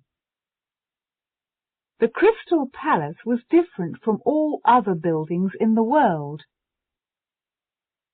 for it was made of iron and glass. It was one of the biggest buildings of all time, and a lot of people from many countries came to see it. A great many goods were sent to the exhibition from various parts of the world. There was also a great deal of machinery on display. The most wonderful piece of machinery on show was Nasmyth's steam hammer. Though in those days travelling was not as easy as it is today,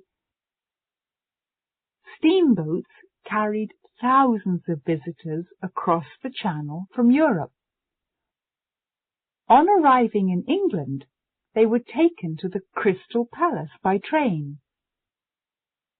There were 6 million visitors in all, and the profits from the exhibition were used to build museums and colleges.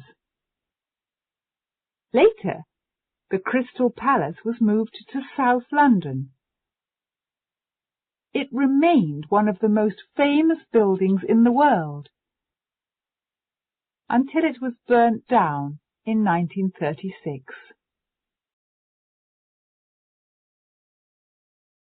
Lesson 81. Escape. When he had killed the guard, the prisoner of war quickly dragged him into the bushes. Working rapidly in the darkness, he soon changed into the dead man's clothes. Now, dressed in a blue uniform and with a rifle over his shoulder, prisoner marched boldly up and down in front of the camp. He could hear shouting in the camp itself. Lights were blazing and men were running here and there. They had just discovered that a prisoner had escaped. At that moment, a large black car with 4 officers inside it stopped at the camp gates. The officers got out, and the prisoner stood to attention and saluted as they passed. When they had gone, the driver of the car came towards him. The man obviously wanted to talk. He was rather elderly, with grey hair and clear blue eyes. The prisoner felt sorry for him, but there was nothing else he could do. As the man came near, the prisoner knocked him to the ground with a sharp blow. Then, jumping into the car, he drove off as quickly as he could.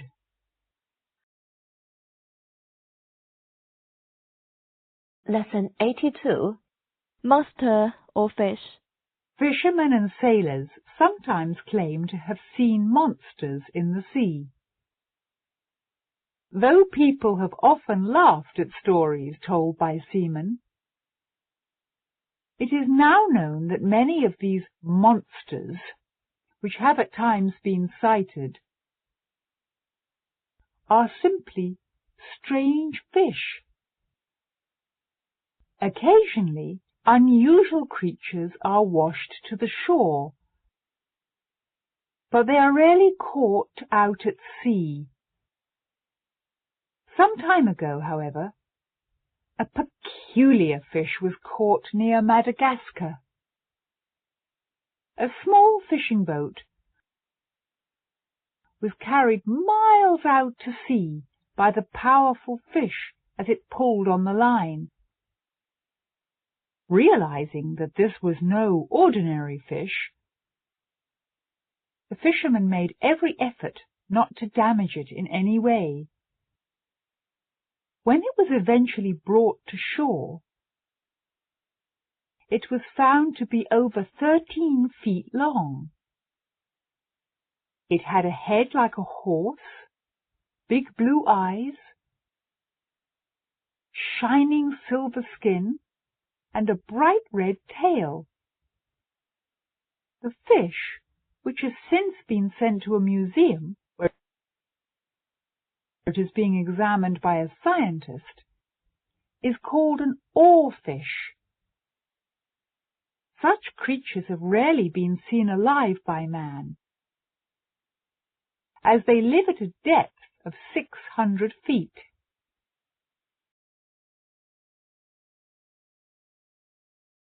Lesson 83. After the elections. The former Prime Minister, Mr. Wentworth Lane, was defeated in the recent elections. He is now retiring from political life and has gone abroad. My friend Patrick has always been a fanatical opponent of Mr. Lane's Radical Progressive Party. After the elections, Patrick went to the former Prime Minister's house. When he asked if Mr. Lane lived there, the policeman on duty told him that since his defeat, the ex-Prime Minister had gone abroad. On the following day, Patrick went to the house again. The same policeman was just walking slowly past the entrance when Patrick asked the same question. Though a little suspicious this time, the policeman gave him the same answer. The day after, Patrick went to the house once more and asked exactly the same question. This time, the policeman lost his temper. "I told you yesterday, and the day before yesterday," he shouted. "Mr. Lane was defeated in the elections.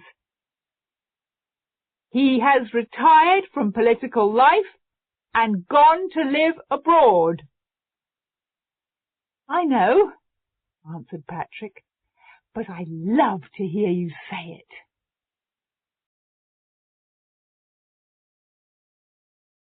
Lesson 84. On strike. Busmen have decided to go on strike next week. The strike is due to begin on Tuesday. No one knows how long it will last. The busmen have stated that the strike will continue until general agreement is reached about pay and working conditions. Most people believe that the strike will last for at least a week. Many owners of private cars are going to offer free rides to people on their way to work. This will relieve pressure on the trains to some extent. Meanwhile, a number of university students have volunteered to drive buses while the strike lasts. All the students are expert drivers, but before they drive any of the buses, they will have to pass a special test. The students are going to take the test in 2 days' time. Even so, people are going to find it difficult to get to work. But so far, the public has expressed its gratitude to the students in letters to the press. Only 1 or 2 people have objected that the students will drive too fast.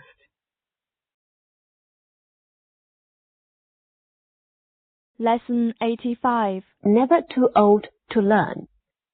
I have just received a letter from my old school, informing me that my former headmaster, Mr. Stuart Page, will be retiring next week. Pupils of the school, old and new, will be sending him a present to mark the occasion.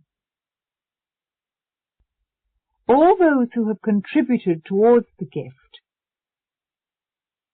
will sign their names in a large album, which will be sent to the headmaster's home. We shall all remember Mr. Page for his patience and understanding, and for the kindly encouragement he gave us when we went so unwillingly to school. A great many former pupils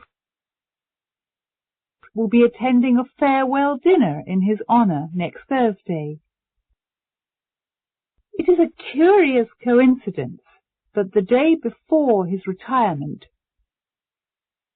Mr. Page will have been teaching for a total of 40 years. After he has retired, he will devote himself to gardening. For him, this will be an entirely new hobby. But this does not matter, for as he has often remarked, one is never too old to learn. Lesson 86. Out of control. As the man tried to swing the speedboat round, the steering wheel came away in his hands. He waved desperately to his companion, who had been water skiing for the last 15 minutes. Both men had hardly had time to realize what was happening when they were thrown violently into the sea. The speedboat had struck a buoy, but it continued to move very quickly across the water. Both men had just begun to swim towards the shore when they noticed with dismay that the speedboat was moving in a circle. It now came straight towards them at tremendous speed. In less than a minute, it roared past them, only a few feet away. After it had passed, they swam on as quickly as they could, because they knew that the boat would soon return. They had just enough time to swim out of danger when the boat again completed a circle. On this occasion, however, it had slowed down considerably. The petrol had nearly all been used up. Before long, the noise dropped completely, and the boat began to drift gently across the water.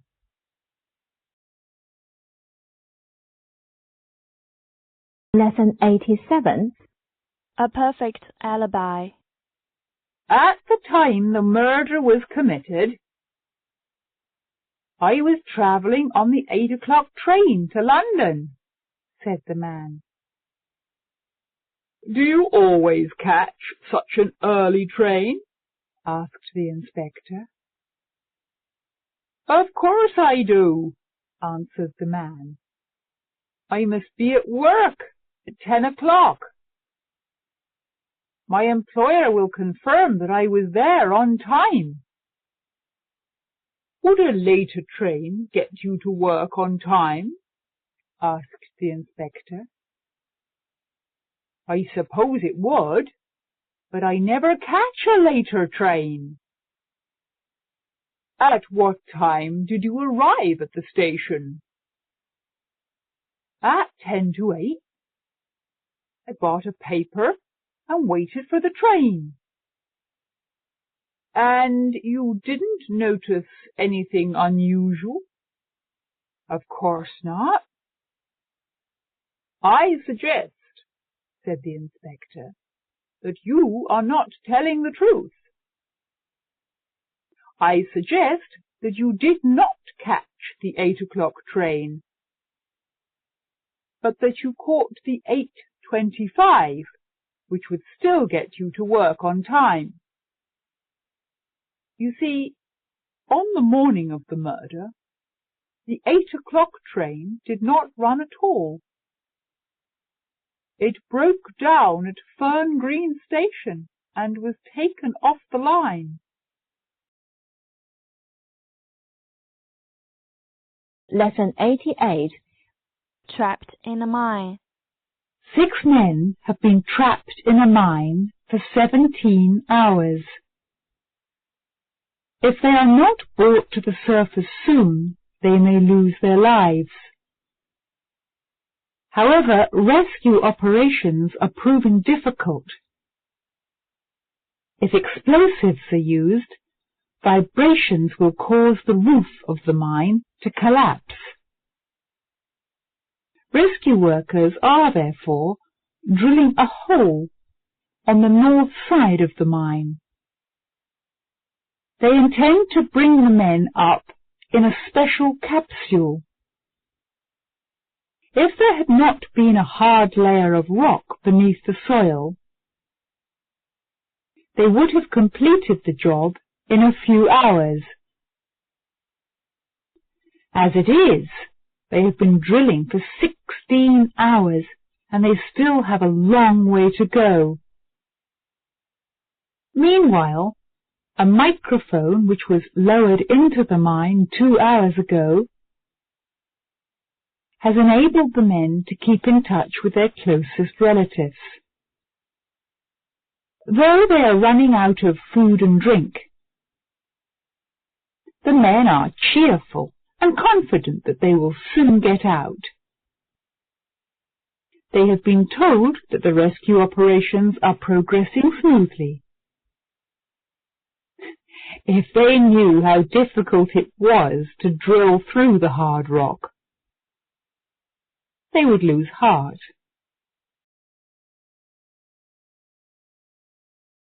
Lesson 89.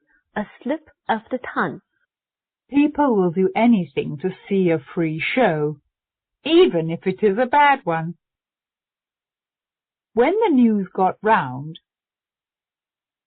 that a comedy show would be presented at our local cinema by the P&U Birdseed Company, we all rushed to see it. We had to queue for hours to get in, and there must have been several hundred people present just before the show began. Unfortunately, the show was one of the dullest we have ever seen. Those who failed to get in need not have felt disappointed, as many of the artistes who should have appeared did not come. The only funny things we heard that evening came from the advertiser at the beginning of the programme. He was obviously very nervous. and for some minutes stood awkwardly before the microphone. As soon as he opened his mouth, everyone burst out laughing. We all know what the poor man should have said. What he actually said was, "This is the Pooh and E-Seed Bird Company. Good ladies, evening and gentlemen."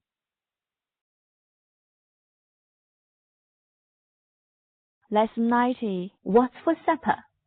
Fish and chips has always been a favourite dish in Britain. But as the oceans have been overfished, fish has become more and more expensive. So it comes as a surprise to learn that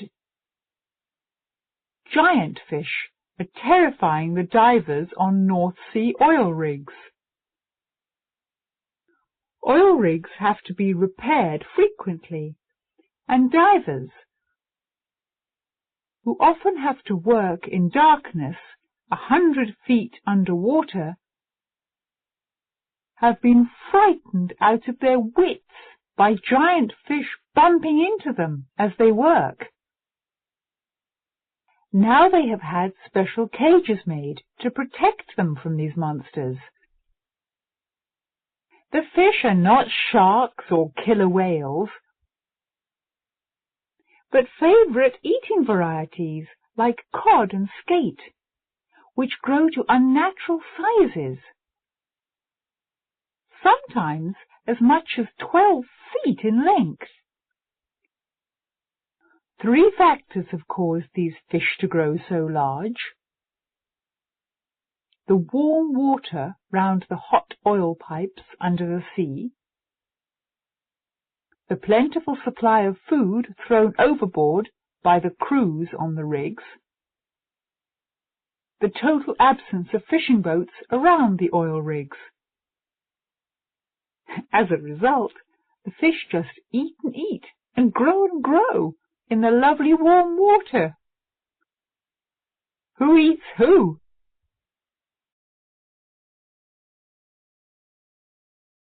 Lesson 9. A cold welcome. On Wednesday evening, we went to the town hall. It was the last day of the year, and a large crowd of people had gathered under the town hall clock. It would strike 12 in 20 minutes' time. 15 minutes passed, and then, at 5 to 12, the clock stopped. The big minute hand did not move. We waited and waited, but nothing happened. Suddenly someone shouted, "It's 2 minutes past 12! The clock has stopped!"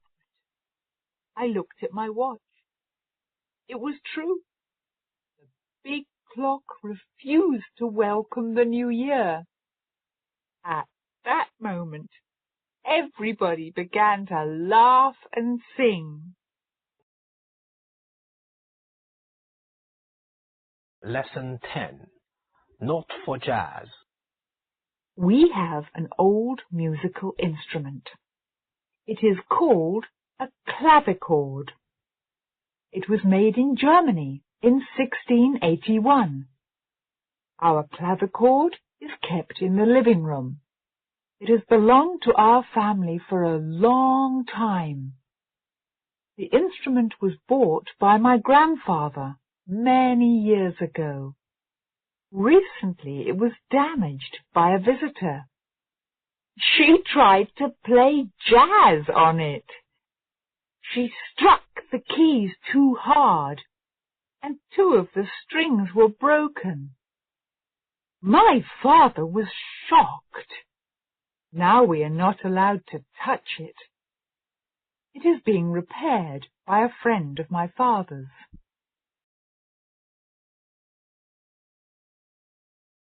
Lesson 91. 3 men in a basket. A pilot noticed a balloon which seemed to be making for a Royal Air Force station nearby. He informed the station at once,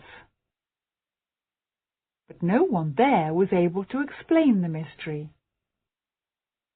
The officer in the control tower was very angry when he heard the news, because balloons can be a great danger to aircraft. He said that someone might be spying on the station, and the pilot was ordered to keep track of the strange object. The pilot managed to circle the balloon for some time. He could make out 3 men in a basket under it, and one of them was holding a pair of binoculars. When the balloon was over the station, the pilot saw one of the men taking photographs. Soon afterwards, the balloon began to descend, and it landed near an airfield. The police were called in, but they could not arrest anyone, for the basket contained 2 members of Parliament and the commanding officer of the station. As the commanding officer explained later, one half of the station did not know what the other half was doing.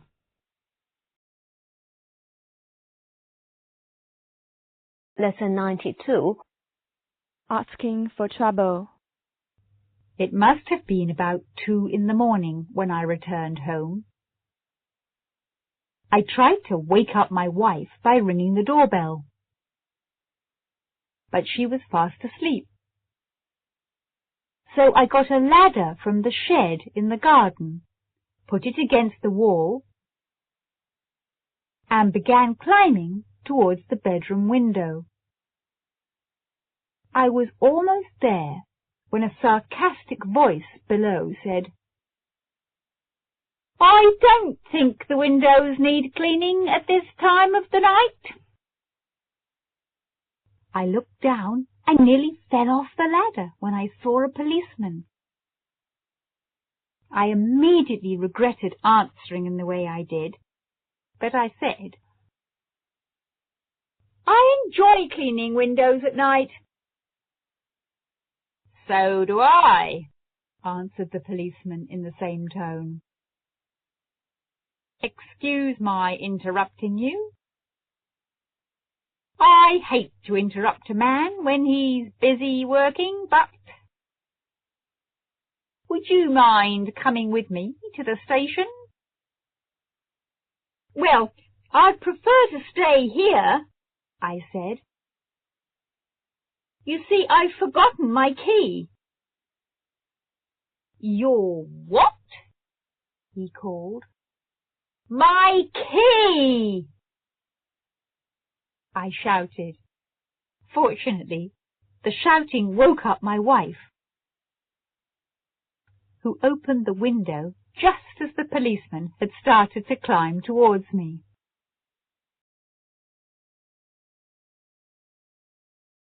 Lesson 93. A noble gift. One of the most famous monuments in the world, the Statue of Liberty, was presented to the United States of America in the 19th century by the people of France. The great statue, which was designed by the sculptor Auguste Bartholdi, took 10 years to complete. The actual figure was made of copper supported by a metal framework,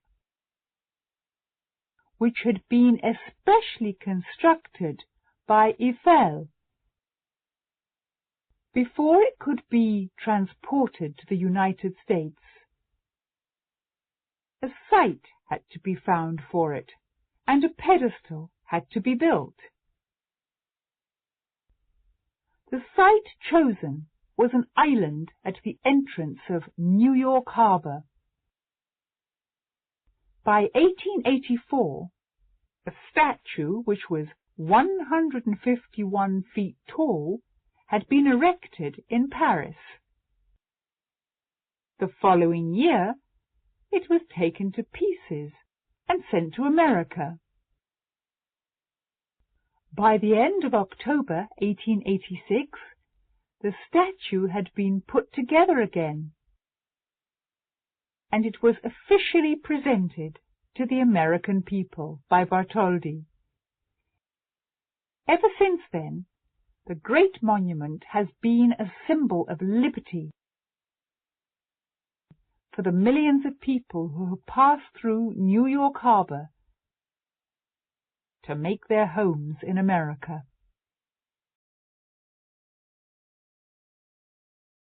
Lesson 94. Future champions.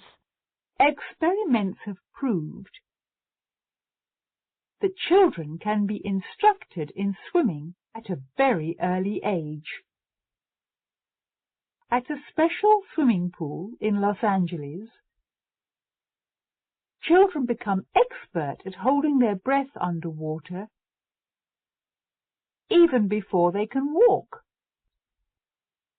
Babies of 2 months old do not appear to be reluctant to enter the water. It is not long before they are so accustomed to swimming that they can pick up weights from the floor of the pool. A game that is very popular with these young swimmers is the underwater tricycle race. Tricycles are lined up on the floor of the pool 7 feet underwater. The children compete against each other to reach the other end of the pool. Many pedal their tricycles, but most of them prefer to push or drag them. Some children can cover the whole length of the pool without coming up for breath even once. Whether they will ever become future Olympic champions, only time will tell. Meanwhile, they should encourage those among us who cannot swim 5 yards before they are gasping for air.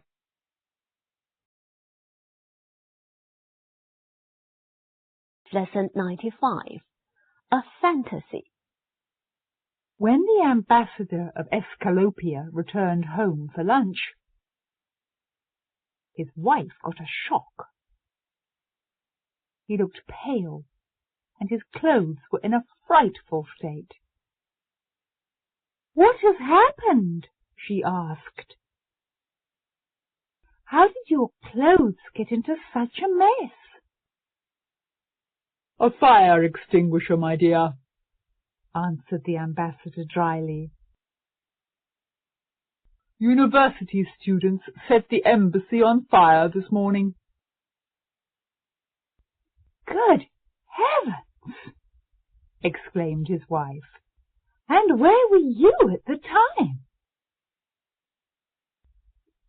"I was in my office, as usual," answered the ambassador.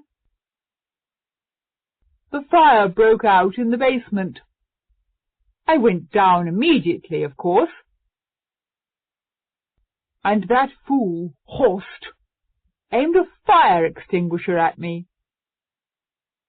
He thought I was on fire. I must definitely get that fellow posted." The ambassador's wife went on asking questions, when she suddenly noticed a big hole in her husband's hat. "And how can you explain that?" she asked. "Oh, that?" said the ambassador. "Someone fired a shot through my office window.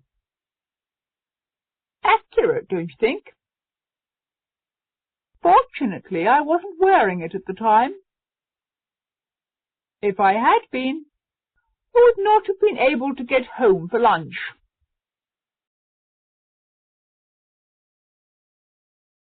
Lesson 96. The Dead Return.